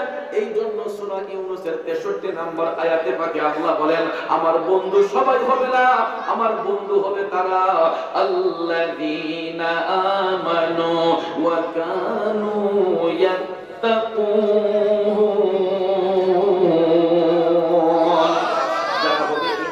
যারা হবে মুত্তাকি, যারা হবে পরহেজগার, তারাই হবে আমি আল্লাহর ওলি, তারাই হবে আমার বন্ধু। জুড়ে কোন সুবহানাল্লাহ। দেখেন তাকওয়াবান হলে কেমন ফায়দা। বাবা শাহজালাল কেমন তাকওয়ার মধ্যে চলছিলেন, একটা পশুকে পর্যন্ত, পাখিকে পর্যন্ত তিনি মায়া করতেন। বাবা শাহজালালকে একদিন এক ভদ্রলোক আইনা এক জোড়া কবুতর দিছে খাওয়ার জন্য। তো আমাদের কত অনেকে কবুতর ভাগ করে খাওয়ায় না, অনেক আইনা হুজুর এক কবুতর দেয়, হুজুর এটা আপনাকে আমি হাদিয়া দিলাম। তো শাহজালাল মুজাররদি আমর রাহমাতুল্লাহ আলাইহিকে খাবারের জন্য এক ভদ্রলোক আইনা এক জোড়া কবুতর দিছে যে হুজুর এই যে আজকে যে হাজার হাজার কবুতর দেখতেছেন এটা করতে আসছে না। এক ভদ্রলোক বাবা শাহজালালকে আইনা দিছে যে হুজুর আমি আপনার নজরানা দিলাম, এক জোড়া কবুতর আপনার হাদিয়া দিলাম, এটা আপনি খাইয়ে। শাহজালাল রহমাতুল্লাহ আলাইহি কবুতরটা নিয়া উনি দেখতেছেন কবুতরের দিকে তাকাইয়া যে কবুতরটা তো সেও তো একটা প্রাণী, সে হয়তো মনে আল্লাহর তাসবিহ আদায় করতেছে। সুবহানাল্লাহ। উনি না খেয়ে কি করলেন, এই কবুতরটারে পালতে শুরু করলেন। কবুতরটা তিনি পালতে শুরু করলেন। উনি যখন সফরে যাইতেন, দিনের কাজে বের হতেন, তখন এই কবুতরগুলোকে সুন্দর করে রেখে যেতেন। আয়েশা আবার তিনি কবুতরকে আদর দিতেন, তিনি যা খাইতেন এই কবুতরগুলোকে আয়েশা তিনি তা খাওয়াইতেন। আল্লাহু আকবার। কত মায়া। আমরাও দেখবেন যে অনেক সময় যখন আমরা কিছু পাখি পালি, নিজে না খাইলেও এই পাখিটারে খাওয়াই, কথা বল ঠিক না? তখন শাহজালাল রহমাতুল্লাহ আলাইহি এই কবুতরগুলোর প্রতি ওনার বেশি দরদ থাকতো, মায়া থাকতো। উনি যাদের পালতে পালতে কবুতর যারা পালেন আপনারা তো ভালো করে জানেন, মুরব্বীরা কয় যে 12 মাসে বলে 13 জন বাচ্চা দেয়। হ্যাঁ, এটা কথার কথা বলে অনেকে, তো এটা মাসে মাসে কিন্তু বাচ্চা দেয়, কথা বলে ঠিক না? দেখা যায় এই কবুতরগুলো পালতে পালতে এগুলো বড় হয়েছে, এইগুলো বাচ্চা দেওয়া শুরু করছে। প্যান্ডেলের বাহিরে একটু বেশি কথা বলে, এটা দমন করতে হবে, বাচ্চাগুলো খুব ডিস্টার্ব করতেছে। দেখি একটু দুরূদ শরীফ পড়েন। আল্লাহুম্মা সাল্লি আলা সাইয়্যিদিনা মুহাম্মাদ, আল্লাহুম্মা সাল্লি আলা সাইয়্যিদিনা মুহাম্মাদ নাবি শাফিয়ানা মাওলানা মুহাম্মাদ নাবি শাফিয়ানা মাওলানা মুহাম্মাদ। আলহামদুলিল্লাহ, যে কথাটা বলতে চেয়েছিলাম, তো উনি যখন কবুতর পালতে পালতে অনেকগুলো কবুতর হয়েছে, এই 360 আউলিয়ার মধ্যে 60 জন কাফেলার মধ্যে আরেকজনের নাম ছিল হযরতে শাহপরান, যিনি বাবা শাহজালালকে মামা বলে ডাকতেন। কি ডাকতেন? মামা বলে ডাকতেন। বাবাজিরা আমার, বন্ধুরা আমার, তখন মামা বাগদার একটা আদর কিন্তু অন্যরকম। দেখবেন আমরা যখন মাহফিলে মাদ্রাসে যাই, অনেক সময় অনেক ছেলেগুলা আমাদেরকে মামা ডাকে, আমরা অনেক সময় বাগদা বাগদা বলে ডাকি, তখন অনেক সময় বোঝা যায় এটা নিজের বাগদা, আর সে যে তার মুখ দিয়ে মামা ডাকে বোঝা যাইতেছে, তাই আমার আপন মনে করেই সে মামা ডাকতেছে। তো হযরত শাহপরান উনি বাবা শাহজালালকে মামা জান বলে সম্বোধন করতেন, মামা ডাকতেন। তখন উনি ভাগনাকেও নিজের ভাগনার মতোই তিনি মহব্বত করতেন, ভালোবাসতেন। তখন কবুতর পালতে পালতে যখন অনেক বড় হয়ে গেছে, তারা 360 আউলিয়ার মধ্যে এক একজন কিন্তু আমলের দিক দিয়ে কেউ কিন্তু কম ছিলেন না, তাকওয়ার দিক দিয়ে, আমলের দিক দিয়ে সবাই ভরপুর ছিলেন। কারণ সবাই তো আল্লাহর ওলি, কথা বলে ঠিক না? বেঠিক? সবার মধ্যে আমল ভরপুর ছিল, সবার মধ্যে তাকওয়া ভরপুর ছিল। এই 360 জনের কাফেলার মধ্যে অন্যতম একজন ছিলেন হযরতে শাহপরান, যিনি কি বাবা শাহজালাল খুব স্নেহ করতেন, বাগিনা বলে স্নেহ করতেন, অনেক সোহাগ করতেন। হঠাৎ একদিন দিনের কাজে বাবা শাহজালাল যখন বের হবেন, তখন কবুতরগুলো তো অনেক, বললেন যে বান্দা, আমি তো একটু সফরে যাচ্ছি, তুমি আমার কবুতরগুলোর একটু পাহারা দিয়ে রেখো, যাতে কেউ আমার কবুতরটিরে না নেয় এবং কেউ যাতে জবাই টবাই না করে। আমার কবুতরগুলো একটু পাহারা দিয়ে রেখো, এটা আমানত দিয়ে গেছেন। কথা কোন ঠিক না বেঠিক? তো শাহপরান বলতেছে যে ঠিক আছে মামা, আপনি যান, কোনো চিন্তা করেন না, আমি যাহা আছি আমার চিন্তা কি, আপনি যান। তখন উনি সফরে গেলেন, যাই আস্তে আস্তে দেখা যায় এর ভিতরে কাম একটা হয়ে গেছে। অনেকগুলো কবুতর দেখা শাহপরান রহমতুল্লাহ আলাইহি মনে করলেন যে যাক, কবুতর তো আমার অনেকটা আছে, এবারে আমার মামু, আমি বাগনা, মামুর বাড়িতে তো এই বাগনার তো অনেক কিছু পায়, ঠিক না বেঠিক? শাহপরান রহমতুল্লাহ আলাইহি কি করলেন যে এতগুলো কবুতরের ভিড়ে একটা কবুতর খাই নিলে তার মামা টের পাইল, কিন্তু উনি কিন্তু কাজকর্ম করলো, উনি আল্লাহ বলি, ওনার কিন্তু কলব জিন্দা। শাহপরান রহমতুল্লাহ আলাইহি কি করলেন, একটা কবুতর জবাই করে তিনি এই কবুতরটা খাইয়ে দিয়েছে। শাহজালাল রহমতুল্লাহ আলাইহি আসার আগেই উনি এই কবুতর জবাই করে এটা খায়া একদম সাইজ। কবুতর কিন্তু অনেকটি, কিন্তু বাবাজিরা আমার, যার জিনিস সেই তো জানে কয়টা জিনিস আছে, ঠিক না বেঠিক? যার জিনিস সে তার জিনিসের খবর বুঝতে পারে। আল্লাহর ওলি হযরতে বাবা শাহজালাল মুজাদ্দিদ আমলি রাহমাতুল্লাহ আলাইহি তিনি যখন আসলেন গো, আয়েশা যখন ওনার কবুতরের দিকে তাকাইলেন, তাকায়া তিনি বলতেছেন, গইনা গইনা দেখতেছেন একটা কবুতর কম। আর বাগনা যে খাইছে এই খাবার মজরটা হাকিকত আছে কি? আল্লাহু আকবার না? কারণ আল্লাহর ওলিগণের কারামত এক এক ভাবে প্রকাশ করে, এক একজনের কারামত এক এক ভাবে প্রকাশ হয়, এটা মওলা পাকেরই খেলা। কথা কোন ঠিক না বেঠিক? আরে কেউ বুঝিতে পারে না রে পীর মুর্শিদের খেলা, আই গো দয়াল মওলার খেলা, ঠিক কি না? বাবাজিরা আমার, বন্ধুরা আমার, গভীর মনোযোগ। বাবা শাহজালাল আয়েশা দেখতেছেন কবুতর গইনা গইনা দেখতেছেন একটা কবুতর কম। শাহপরান ওইদিকে কবুতর একটা জবাই করে খেয়ে ফেললেন। মামা শাহজালাল দেখ দিলেন বাগিনা শাহপরান। শাহপরান বলতেছেন জি মামা। শাহজালাল বলতেছেন বাগিনা রে, কবুতরটা একটা কম, বিষয়টা কি? তখন শাহপরান বলতেছেন মামা, এতগুলো কবুতরের ভিড়ে একটা কবুতর খাই দিলে সমস্যা কি মামা? আমি তো এই আপনার একটা কবুতর আমার কাছে ভালো লাগছে, আমি জব করে এটা খাইয়ে দিচ্ছি মামা। তখন শাহজালাল রহমতুল্লাহ আলাইহি একটু মনটা একটু বেজার করে বলতেছেন, যাও না, তোমার দিলাম আমি রাগ ভালো লাগে, তুমি একটা কবুতর খাইয়ে নিলা, এটা কামটা খুব ভালো হয়েছে, আমার একটা মোহব্বতের জিনিস, শখের জিনিস, তুমি খাইয়ে নিয়েছো, এই কাজটা ভালো হয়েছে না। এখন এই কথা বলাতে শাহপরান রহমাতুল্লাহ আলাইহি ডাক দিয়ে কয়, মামা একটা কবুতর খাইলাম, এই জন্য আপনার কষ্ট লাগা গেছে, আপনি যদি বলেন আমি কিন্তু আপনার কবুতর ফেরত দিয়া দেব। মারহাবা কইতেন। তখন বাবা শাহজালাল উঠছে পুরা, তুমি আবার টিশারা করতেছো, খাইছো তো খাইছো, আবার কইতেছো আমার কবুতর ফেরত দিয়া দেব। শাহপরান বলতেছেন, না মামা, সত্যি সত্যি বলতেছি, আপনি যদি চান আমি আপনার কবুতর গুলা ফিরাইয়া দিয়া দিব। শাহজালাল রহমতুল্লাহ আলাইহি বলতেছেন, সেটা কিভাবে? শাহপরান আল্লাহর ওলি বলতেছেন, মামা কিভাবে দেই আপনি দেখেন। তখন তিনি ওই কবুতরের হাড্ডি গুলা, পাখা গুলা একত্রিত কইরা শাহজালাল বাবার কাছে নিয়ে আসলেন। মামা গো, কবুতর লাগবো নি? তখন ওনার আরো বেশি রাগ, খাইছো তো খাইছো, আর দিয়ার পাক লই আমার ধরাইছো, রাগ ওটার কথা কি না? হ্যাঁ, শাহজালাল ধমক মারলেন, খাবার তো খাইছো, আবার আমার সঙ্গে ইশারা করার জন্য হাড্ডি পাখা গুলা নিয়ে আসছো। শাহপরান ডাক দিয়া কয় মামা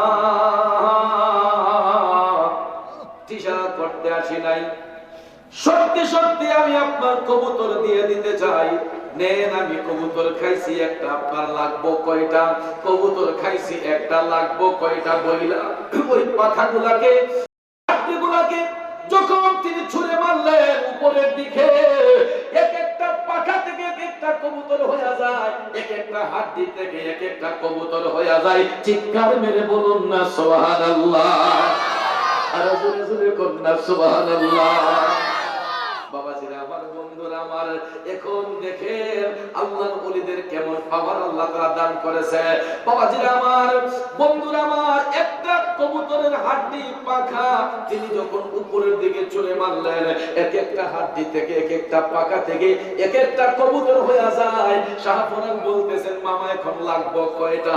এই যে কবুতর উঠতেছে, আজও পর্যন্ত সেই সিলেটের পাকভূমিতে বাবা শাহজালালের দরবারের মধ্যে গেলে দেখবেন হাজার হাজার কবুতর উড়তেছে।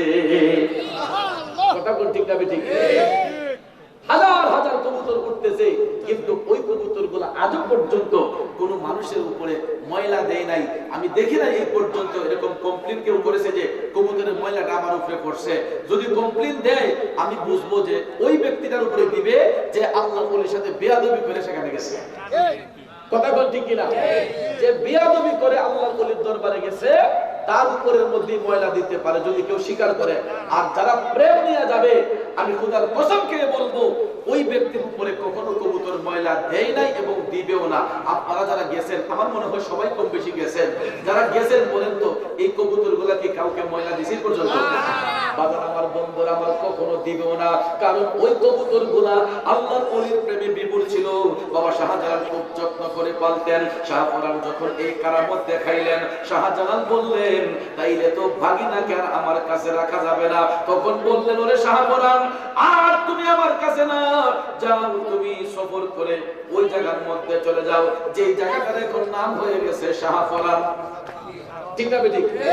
ওই জায়গাটার নাম হয়ে গেছে, একটা টিলা ছিল, পাহাড় ছিল, শাহপরান সেখানে যাওয়ার কারণে জায়গার নামটাই হয়ে গেছে শাহপরান। কথা ঠিক না বেঠিক? বাজার আমার, বন্ধুরা আমার, বাবা শাহজালাল উনার ভাগিনাকে নির্দেশ প্রদান করে বললেন যে না, তোমার কাম যেহেতু বেড়ে গেছে, যাও তুমি আর আমার কাছে নয়, তুমি চলে যাও তোমার জায়গার মধ্যে। এই রকম ভাবে শাহজালাল রহমাতুল্লাহ আলাইহি যখন এই কাফেলার সদস্যরা যখন এক একজন যখন এক একটা মকামের মধ্যে পৌঁছে গেলেন, এই 360 আউলিয়া এক একজনকে তিনি এক এক দিকে পাঠিয়ে দিলেন, এক একজনকে এক এক দিকে পাঠিয়ে দিলেন। পাঠাইতে পাঠাইতে আজকে এই বাংলার জমিন আবাদ হয়েছে আল্লাহর ওলিদের ওসিলায়। কথা বলেন ঠিক না বেঠিক? আজকে ওলি আল্লাহর দেশের মধ্যে থাইকা যারা আল্লাহর ওলিদের সাথে বিয়াদবি করতে চায়, যারা আল্লাহর ওলিদের বিরুদ্ধে কথা বলতে চায়, আমরা কি তাদেরকে কখনো অ্যাকসেপ্ট করতে পারি? কথা বলেন পারি? বলে বাজান আমার, বন্ধু আমার, বলেন আপনারা আমরা আল্লাহর ওলি হতে চাই কি চাই না? আমি খুদে বলেন চাই কি চাই না? সুদ খাইয়া, ঘুষ খাইয়া, মানুষ মাইরা, হত্যা কইরা, বেবিচারি কইরা, কথা বলেন বেবিচারি করে, হারাম খেয়ে, বন্ধুরে বন্ধু, আল্লাহর ওলিরা কখনো হারাম খায় না, আল্লাহর ওলিরা কখনো সুদ খায় না, ঘুষ খায় না, আল্লাহর ওলিরা কখনো বেবিচারি করে না, আর বেবিচারীরা কখনো আল্লাহর বন্ধু হয় না। আল্লাহর বন্ধু হয় একমাত্র যারা ঈমানদার। যেই কারণে আল্লাহ বলেছেন আল্লাযীনা আমানু ওয়া কানু ইয়াত্তাকুন, যারা হবে ঈমানদার, যারা হবে তাকওয়াবান, তারাই হবে আমি আল্লাহর ওলি, তারাই হবে আমার বন্ধু। কথা বলেন ঠিক কি না? এই যুবক বাবাজিরা, ও মুরব্বি বাবাজিরা গো, মাহফিল শুধু শুনলেই হবে না, মাহফিল শুইনা যদি আমলে রূপান্তরিত না করি, এই কাম দিয়ে শুনলাম ওই কাম দিয়ে বের করলাম, এটার নাম মাহফিল নয়। আল্লাহর ওলিদের জীবনী চিত পড়ে দেখেন, আল্লাহর ওলিরা কখনো চিটারি বাটপারি টাউটারি করেন নাই। আল্লাহর ওলিগণ সব সময় তারা আমলের মধ্যে মাশগুল থাকতেন, নামাজের মধ্যে বিভোর থাকতেন। বাবা শাহজালাল মুজাদ্দিদ আমর রহমাতুল্লাহ আলাইহির দরবার শরীফে আজও পর্যন্ত গেলে দেখবেন উনার চিল্লাখানা, উনার আস্তানা, উনি যেখানে নামাজ পড়তেন সেই নামাজের স্থান, উনি যেখানে মুরাকাবা করতেন মুরাকাবার স্থান। কিন্তু বলেন যারা বর্তমানে যারা পীর দাবি করতেছেন, কয়জন পীরের সেই আস্তানাগুলো আছে, চিল্লা আছে? কয়জন পীরের চিল্লাখানা আছে, কয়জন পীরের মধ্যে তাহাজ্জুদ গুজার আছে, কয়জন পীর মাসে দিনের সঠিক কাজ করতেছেন। দেখা যায় শতকরা 95% পীর আমাদের দেশে এখন এরা ব্যবসা বাণিজ্যে লিপ্ত হয়ে গেছে, এরা দুনিয়া লোভী হয়ে গেছে। মৌলার সন্ধানে কয়জন আছে, মৌলার সন্ধানে কয়জন আছে মিয়া? এই জন্য আজকে এই সমস্ত বাজে লোকদের কারণে, ভণ্ড লোকদের কারণে সমাজে হক্কানি পীর মাশায়েখদের বদনাম হয়ে যাচ্ছে। কথা বলেন ঠিক না বেঠিক? ওই সমস্ত লোকদের কারণে, লোভী প্রকৃতির লোকদের কারণে আজকে মানুষ ওলি আল্লাহর প্রতি শ্রদ্ধাশীল হতে চায় না, ওলি আল্লাহর প্রতি ভালোবাসাশীল হতে চায় না। কারণটা হলো ওই সমস্ত লোকেরা লোভ ক্রোধ হিংসের মধ্যে নিমজ্জিত রয়েছে, যেই কারণে তাদের কথার কারণে মানুষ হেদায়েত প্রাপ্ত হচ্ছে না, সত্যের দিকে আসছে না। কথা বলেন ঠিক না বেঠিক? মধুর কণ্ঠে কোরআন তেলাওয়াত করলে কি হবে? আল্লাহর হাবিব বলেছেন, হাসরের ময়দানে কোরআন তেলাওয়াতকারী কিছু কিছু লোক আছে যারা মানুষকে দেখাইবার জন্য, নিজেকে জাহের করার জন্য শুধু কোরআন শরীফ পড়তো। এদের কোরআনের আওয়াজটা থাকে শুধু কণ্ঠনালীর উপরে। এর উপরে? কণ্ঠনালীর উপরে থাকে, কিন্তু এদের কণ্ঠনালীর উপরে কোরআন থাকবে, এটা সিনার মধ্যে যায় না। এই কোরআনের তাসির তার মধ্যে আসবে না, যদিও সে মধুর কণ্ঠে কোরআন পড়ে, কিন্তু এটা লোক দেখানো, এটা ভাব দেখায় না তেলাওয়াত। এই তেলাওয়াত দিয়ে ফায়দা হবে না। কথা বলে ঠিক না বেঠিক? একটু দুরূদ শরীফ পড়েন, আল্লাহুম্মা সাল্লি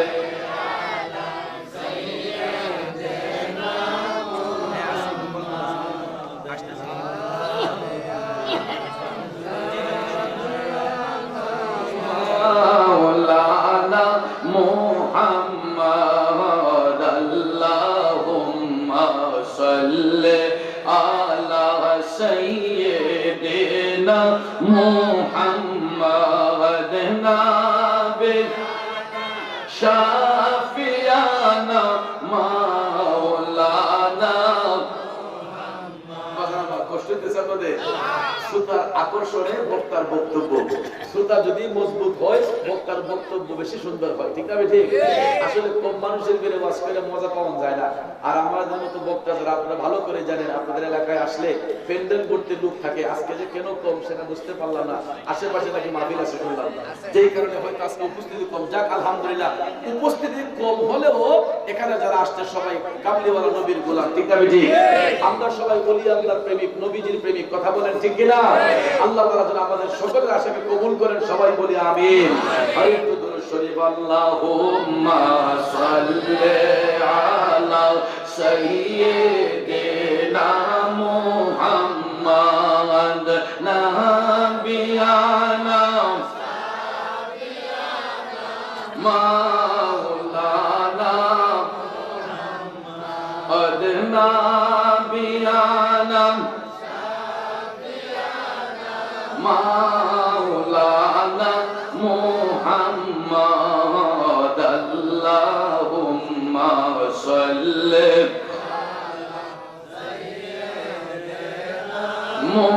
মুহাম্মদ নাবিয়ানা মাওলানা। তো যার যে কথাটা বলতে চেয়েছিলাম, আল্লাহর ওলিদেরকে বাবা শাহজালাল এক একজনকে এক এক দিকে তিনি পাঠিয়ে দিলেন, যেই কারণে আজকে আমরা এই ওলি আল্লাহর পরশে থাকার কারণে এই বাংলাদেশের মধ্যে তরিকতের সুধা পান করতে পেরেছি, আমরা সুন্নতের সুধা পান করতে পেরেছি, ভালো জিনিসটা জানতে পেরেছি। কথা বলেন ঠিক না বেঠিক? আর ওই ভালো জিনিসগুলোকে, সেই শ্রদ্ধা ভক্তিটাকে এখন কমায় নেওয়ার জন্য এই সমাজের মধ্যে নামধারী কিছু আলেম প্রকৃতির লোক বের হয়েছে, যারা মিষ্টি মিষ্টি কথা বলবে আপনাদের সামনে, আয়েশা ওলি আল্লাহর বদনাম করবে, মাজারের বিরুদ্ধে কথা বলবে, আল্লাহর ওলিদের শান আজমতের বিরুদ্ধে কথা বলবে। এমন লোক আসেনিও? আপনারা দেখেন এদেরকে। আয়েশাই দেখবেন আমাদেরকে বলবো ভণ্ড। যদি একটু বাবলি চুল হয়, ওই তো ভণ্ড লাগায়।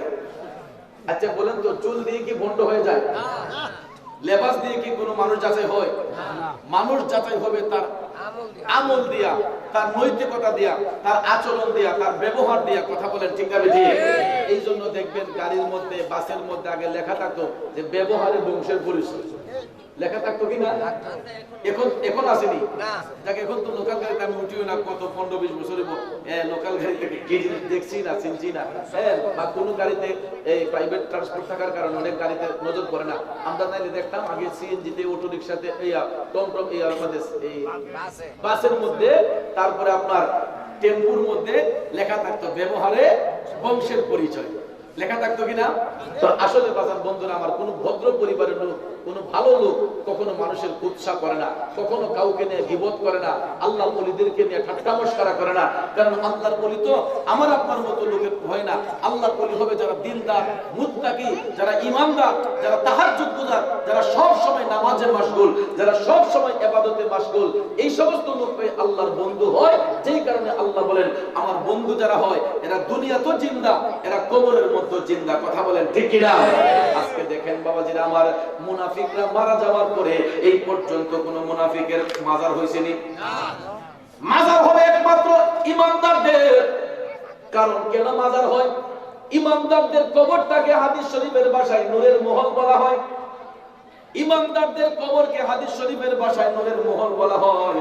আল্লাহর হাবিব যখন মেরাজ শরীফের মধ্যে গিয়েছিলেন, জান্নাত জাহান্নাম দেখার নির্দেশ পাওয়ার পরে আমার কামলিওয়ালা নবী যখন জাহান্নাম দেখতে ঢুকলেন, জাহান্নামের মধ্যে ঢুইকা রাসূল দেখতেছেন এমন কিছু কিছু লোক দেখা যায় যারা নিজের গোশতগুলা নিজের চাবায়া চাবায়া খায়। নাউজুবিল্লাহ। জাহান্নামে রাসূল গিয়ে দেখলেন কিছু কিছু লোক দেখা যাচ্ছে এরা নিজের গোশত নিজে চাবায়া চাবায়া খায়। আল্লাহর হাবিব তখন জিবরাইল ফেরেশতাকে বললেন, ও জিবরাইল, এরা কারা? এরা নিজের গোশত নিজে চাবায়া খাইতেছে, এরা এত জঘন্য লোক, এরা কারা?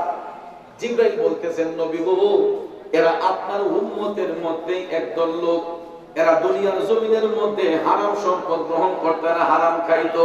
ইয়া রাসূলুল্লাহ, এরা ব্যভিচারিতে লিপ্ত ছিল, মানুষের প্রতি জুলুম করত, নির্যাতন করত, মানুষের সম্পদ ঠকাইয়া নিয়ে আসতো, ওজনের মধ্যে কম দিত। এরা ব্যভিচারী। এরা কি? ব্যভিচারী, জুলুম নির্যাতনকারী। এরা মানুষদেরকে ঠকাইতো, এরা হারাম ব্যবসা করত, হারাম খাইতো, নিজেও খাইতো, ছেলে মেয়েকে খাওয়াইতো। এই জন্য আল্লাহ রাব্বুল আলামিন জাহান্নামের মধ্যে তাদের জন্য কোনো খাবার পণ্য রাখে নাই। যেই কারণে জাহান্নামীরা পেটের ক্ষুধায় কাতর হইয়া এরা যখন চোখের সামনে কোনো খাবার খুঁজে পায় না, এরা নিজের গোশত নিজে চাবায়া চাবায়া খায়। রাসূল বললেন, ও জিবরাইল, কয়দিন খাইবে? কতদিন এরা নিজের গোশত নিজে চাবায়া খাবে? জিবরাইল বলতেছেন, নবী গো, এরা নিজের গোশত খাইতে খাইতে শরীরটা কঙ্কাল হয়ে যাবে, আবার আল্লাহ রাব্বুল আলামিন তাদের শরীরের মধ্যে গোশত এড করে দিবেন, আবার তারা এই মাংস খাইতে থাকবে, খাইতে খাইতে আবার কঙ্কাল হয়ে যাবে, আবার আল্লাহ তাআলা এড করবেন, আবার তাদের শরীরগুলো কঙ্কাল হয়ে যাবে। এইভাবে হইতে হইতে হইতে কিয়ামতের আগ পর্যন্ত জাহান্নামীরা নিজের গোশত নিজে চাবায় খাইবে। একবার খাইতে খাইতে শুকায়া যাবে, আবার গোশত এড হবে। এই রকম ভাবে কিয়ামত পর্যন্ত জাহান্নামীরা নিজের শরীরের গোশত নিজে চাবায়া খাবে। জোরে কোন নাউজুবিল্লাহ। বেবিচারী যারা জুলুমকারী, এরা কোনোদিন আল্লাহর বন্ধু হবে না।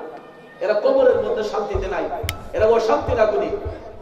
আল্লাহর হাবিব আরেকটু সামনে গেলেন, জায়গা দেখতেছেন আরো কিছু কিছু লোক দেখা যাচ্ছে বাজার, আরো কিছু কিছু লোক দেখা যাচ্ছে তাদের কবরের মাটি ফাইটা আগুনের কালো ধোঁয়াগুলো উপর দিকে উঠতেছে।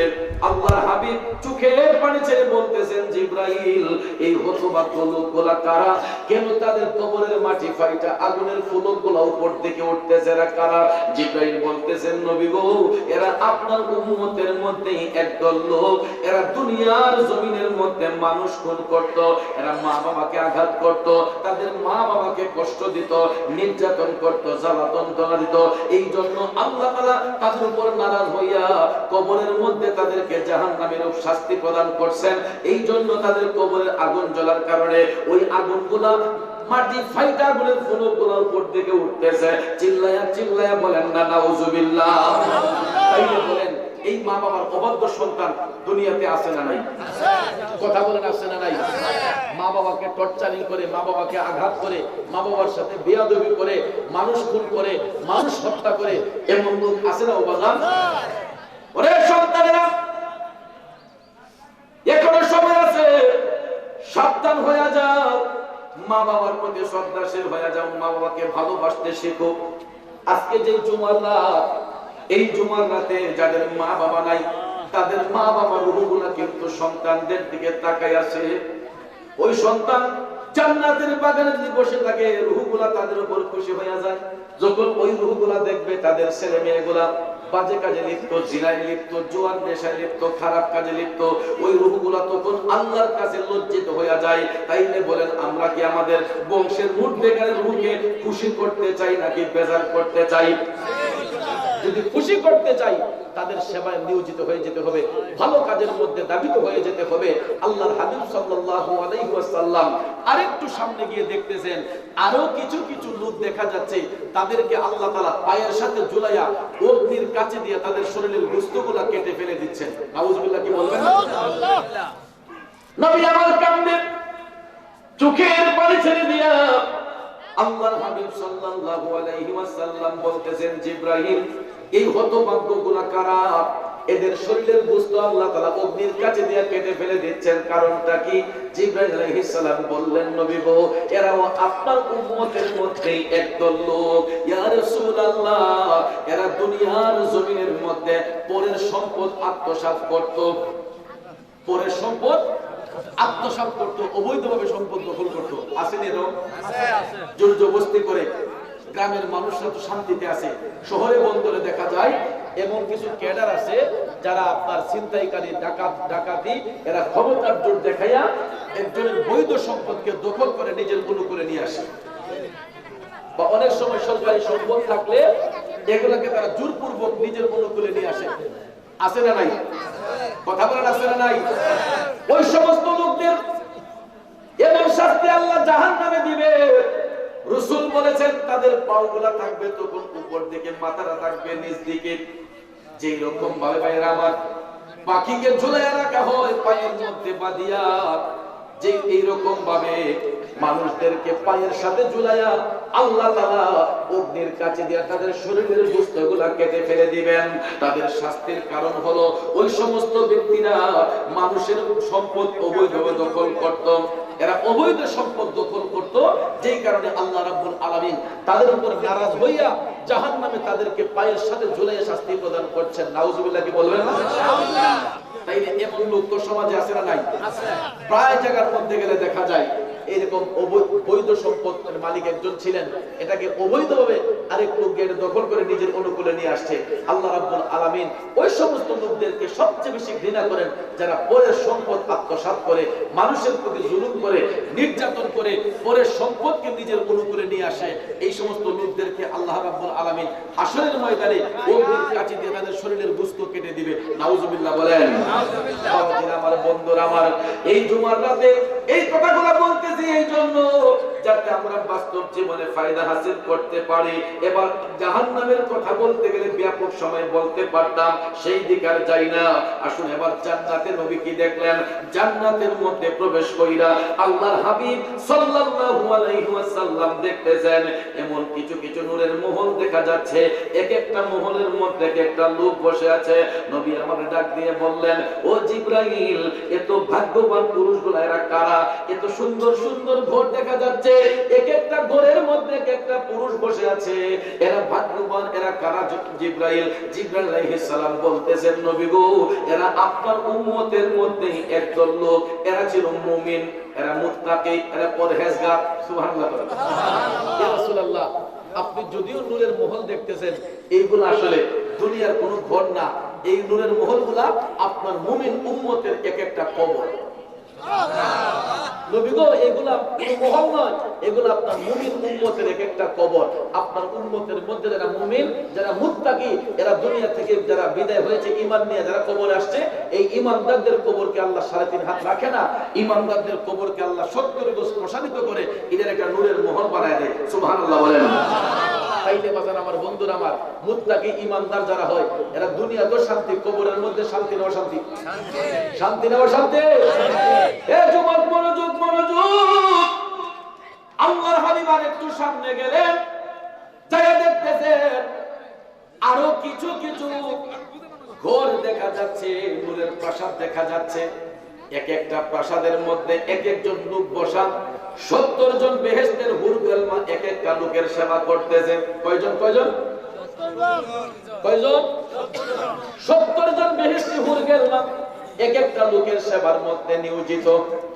তখন রাসূল মুস্কি হেসে বলতেছেন, ও জিবরাইল, এই পুরুষগুলা কারা? এত সুন্দর সুন্দর পুরুষ আর এত সুন্দর সুন্দর নারীগুলা বেহেশতি হুরগুলা এক একটা পুরুষের জন্য 70 জন বেহেশতি হুর গেলমা তাদের সেবায় নিয়োজিত। এরা কারা? এই ভাগ্যবান লোকটি কারা? জিবরাইল আলাইহিস সালাম বলতেছেন, নবী গো, ইয়া রাসূলুল্লাহ, এরা আপনার উম্মতের মধ্যে একদল লোক। ওই যুবকগুলা দুনিয়ার জমিন থেকে তাদের যৌবনটাকে হেফাজত করেছিল। কি হেফাজত করেছিল? যৌবনটাকে হেফাজত করেছিল। বাবাজি, মানুষের 3টা কাল আসে, শিশুকাল, যৌবনকাল, বৃদ্ধকাল।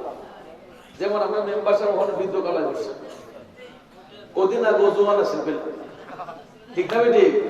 এবার হায়াতে ইতারিতে রাখতে মাশাআল্লাহ খুব সুন্দর হয়ে গেছে, আলহামদুলিল্লাহ। আল্লাহ পাক হায়াতে এলিমে বরকত দান করুন, আমিন বল। মানুষের 3টা কাল, একটা ছিল শিশুকাল, একটা ছিল যৌবনকাল, আর একটা হলো বৃদ্ধকাল। শিশুকালে বাচ্চারা থাকে অবুঝ, বৃদ্ধকালে মানুষ হয়ে যায় শিশুদের নিয়ে। আল্লাহ তাআলা বান্দার কাছ থেকে শিশুকালের হিসাব নেবে না, যৌবনকালের হিসাব নেবে না। আল্লাহ তার বান্দার কাছ, আল্লাহ তাআলা বৃদ্ধকালের হিসাব নেবে না, শিশুকালের হিসাব নেবে না, কিন্তু বান্দার কাছ থেকে একটা কালের হিসাব আল্লাহ নিব গো। এইটা হচ্ছে আমার আপনার যৌবনকাল। যৌবনটা কখন আসে? একটা পুরুষ একটা নারী যখন সাবালক হয়, 12 বছর থেকে 40 বছর পর্যন্ত, 12 বছর থেকে 40 বছর পর্যন্ত নারী পুরুষ উভয়ের মধ্যে একটা চাকচিক্য থাকে, রূপ লাবণ্যতা থাকে, ঠিক না বেটি? তখন দেখবেন চামড়াটা টান টান থাকে। আর বয়স যখন আস্তে আস্তে বাটা পড়ে, তখন দেখবেন চামড়া খুশ হয়ে যায়। যেমন আমার মুরব্বী বাবাজিরা, আপনারা যখন আমাদের বয়সে ছিলেন তখন কি সুন্দর চুলকে ফিতা ফাড়ছেন, কত সুন্দর চুলের ভাঁজ ছিল, কত সুন্দর হাতের মধ্যে ঘড়ি লাগাইতেন, কত সুন্দর পোশাক পরে রাস্তাঘাটে চলাফেরা করতেন বীরের মতো, ঠিক না বেটি?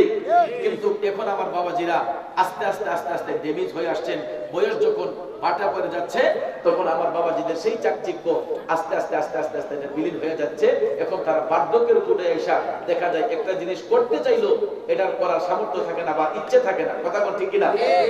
কিন্তু কোন এক সময় যখন রূপ যৌবন ছিল, তখন দেখবেন এটার মাঝে ক্রিম মারাইছেন, পাউডার মারছেন, সাবান দিয়ে তেলে নিলে গোসল করছেন, কত সুন্দর রূপ চর্চা করছেন, ঠিক না বেশি?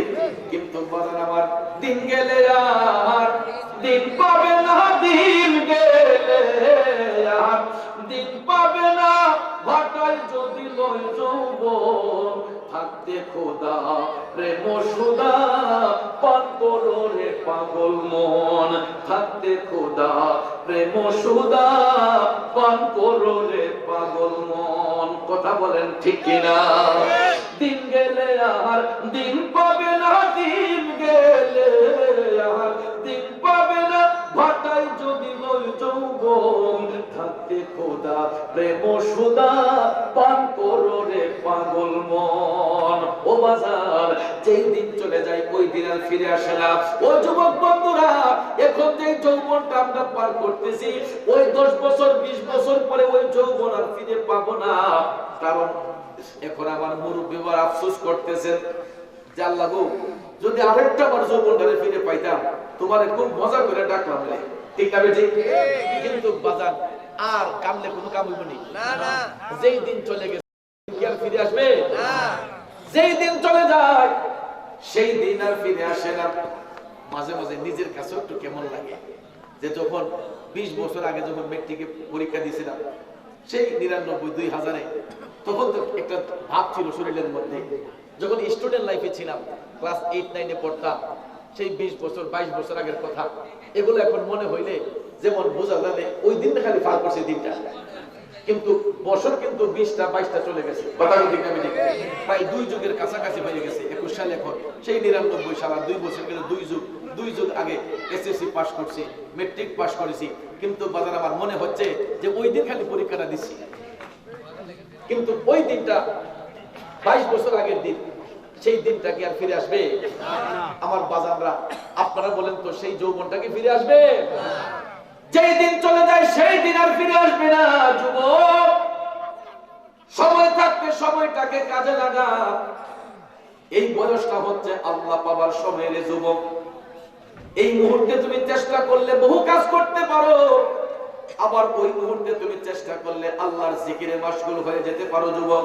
এই বয়সটাতে ইচ্ছে করলে তুমি 5 ওয়াক্ত মসজিদের মুসল্লি হয়ে যেতে পারো। এই জন্য দেখেন ইমানদার যুবকের কেমন দাম, কেমন সম্মান। যারা ইমান নিয়ে কবরে যায়, যৌবনটাকে যারা হেফাজত করে, খারাপ কাজে না যাইয়া ভালো কাজে ধাবিত করে, আল্লাহর হাবিব সাল্লাল্লাহু আলাইহি ওয়াসাল্লাম ওই যুবকদেরকে দেখলেন বেহেশতের মধ্যে একটা যুবকের সেবার জন্য বেহেশতের 70 জন হুর গেলমা তাদের সেবায় নিয়োজিত।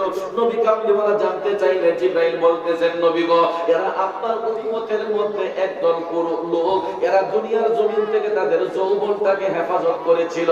নবী গো, এরা খারাপ কাজ থেকে মুক্ত ছিল, এরা ফাহশাই কাজ থেকে মুক্ত ছিল, এরা ভালো কাজের মধ্যে অংশগ্রহণ করেছিল বিদায় আল্লাহ তাআলা পুরস্কার হিসেবে বেহেশতের মধ্যে তাদের সেবার জন্য 70 জন হুর গেলমা নির্ধারণ করে রাখছে।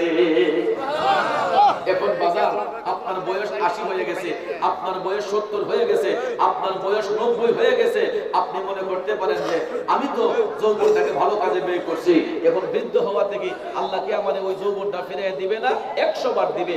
আপনার যৌবনটাকে যদি আপনি ভালো কাজে ব্যয় করে থাকেন, 80 হোক, 150 হোক, 100 হোক, ওই লোকটা হাসান হুসাইনের মতো যুবক হইয়া বেহেশতের মধ্যে প্রবেশ করবে। আর এক একটা বেহেশতি পুরুষের জন্য বেহেশতের 70 জন হুর গেলমা তাদের সেবার মধ্যে নিয়োজিত থাকবে। তাহলে বলেন, আমরা কি আমাদের যৌবন হেফাজত করতে চাই কি চাই না? আরেকটু জোরে বলেন, চাই কি চাই না? আমার যুবক ভাইয়েরা, কাজেই আপনাদেরকে আমি হাত ধরে বলবো, আপনাদের পায়ে ধরে বলবো, পরকীয়া সম্পর্কের যে ধরে পরিবেশ নষ্ট করবেন না, সমাজটাকে নষ্ট করবেন না। আরেক বাবার সন্তানকে ইপ্রিজিং করবেন না, আরেক বাবার মেয়েকে কখনো ইপ্রিজিং করবেন না। যুবক ভাই, আপনার কারণে একটা সমাজ সুন্দর হতে পারে। যুবক, আপনি চেষ্টা করলে একটা সমাজকে কলঙ্কিত করতে পারেন। ঠিক না ঠিক? এমন কিছু কিছু যুবক যুবতীর কারণে অনেক মা বাবারা মাথা উঁচু করে চলতে পারে না সমাজের মধ্যে। যেই বাবা 10 জনের বিচার করছে, 1000 জনের বিচার করছে দরবারে বৈশা, ছেলে মেয়ের কিছু কিছু কারণে ওই বাবা মার মুখটা একদম নিচু থাকে। এরা ইচ্ছে করলো বড় বলে একটা কথা বলতে পারে না। মা বাবা কি সন্তান জন্ম দেয় এই পুরস্কার পাওয়ার জন্য? এই পুরস্কারের জন্য সন্তান জন্ম দেয়? এই জন্য যুবকদেরকে বলবো, এমন কোন কাজ করতে নেই, এমন কোন আচরণ করতে নেই যেই আচরণে, যেই ব্যবহারে আমার মা বাবারে উঠাইয়া মানুষ কথা বলে, আমার মা বাবাকে হাত দিয়ে মানুষ কথা বলে, আমার বংশ নিয়ে মানুষ কথা বলে, আমার জন্ম নিয়ে মানুষ কথা বলে, এরকম কাজ করতে নাই। এই জন্য কবির ভাষায় যে জন্ম হোক যথাযথা, কর্ম হোক ভালো। কর্ম যদি ভালো হয়, আপনার কর্মের কারণে আপনার জন্মের কথা কেউ আর মনে করবে না, আপনার কর্মের গুণে আপনি অনেক আগে চলে যাবেন। কথা বলেন ঠিক কিনা? এই জন্য বাজান আমার বন্ধুরা, আমার যুবকদেরকে আমি বলবো, তোমরা নামাজি হয়ে যাবা। তোমরা শুধু মাহফিল করলে হবে না, কমিটি সহ যেই যুবকগুলো আলোচনা শুনছেন প্রত্যেকটা যুবককে বলবো, তোমরা 5 ওয়াক্ত নামাজ পড়বা, সমাজের মধ্যে ভালো কাজে অংশগ্রহণ করবা। উন্নয়নমূলক কাজে অংশগ্রহণ করলে সমাজের মানুষ তোমাদেরকে ভালো যখন বলবে, তোমরা আল্লাহর কাছে ভালো হয়ে যাবা, আল্লাহর কাছে দামি হয়ে যাবা। কথা বল ঠিক কিনা? তাহলে বাবাজিরা, আমার বন্ধুরা আমার, আমরা সঠিক পথে থাকতে চাই কি চাই না? আরো একটু জোরে বলেন, চাই কি চাই না? যদি চেয়ে থাকি, তাহলে আসুন আমরা মায়ার নবীকে তাজিমের মাধ্যমে সালাম দিয়া একটু জিকির করব, তারপরে দুই একটা নবীজির শান বলে আমরা দোয়া করে আমি আপনাদের কাছ থেকে বিদায় নেব। আমি বলছিলাম যুবকদেরকে যে আমি 11:30 পর্যন্ত থাকতে পারবো, কিন্তু এখন 11:40 বাজতেছে, 12টার ভিতরেই আমাকে শেষ করতে হবে, যেহেতু আমি আরেক জায়গায় চলে যেতে হবে। এই জন্য লম্বা সময় আজকে দিতে পারছি না। আল্লাহ পাক যেন আমাদের সকলকে কবুল করেন। আমরা সবাই বলি আমিন। আমাদের ইউটিউব চ্যানেলটি সাবস্ক্রাইব করে আমাদের সাথে থেকে পাবেন বিভিন্ন সুন্নি পীর মাশায়েখদের ওয়াজ ও গজল। আমাদের ভিডিওটি ভালো লাগলে লাইক, কমেন্ট এবং ইসলামের ও সুন্নিয়তের প্রচারের স্বার্থে বেশি বেশি শেয়ার করুন। ধন্যবাদ।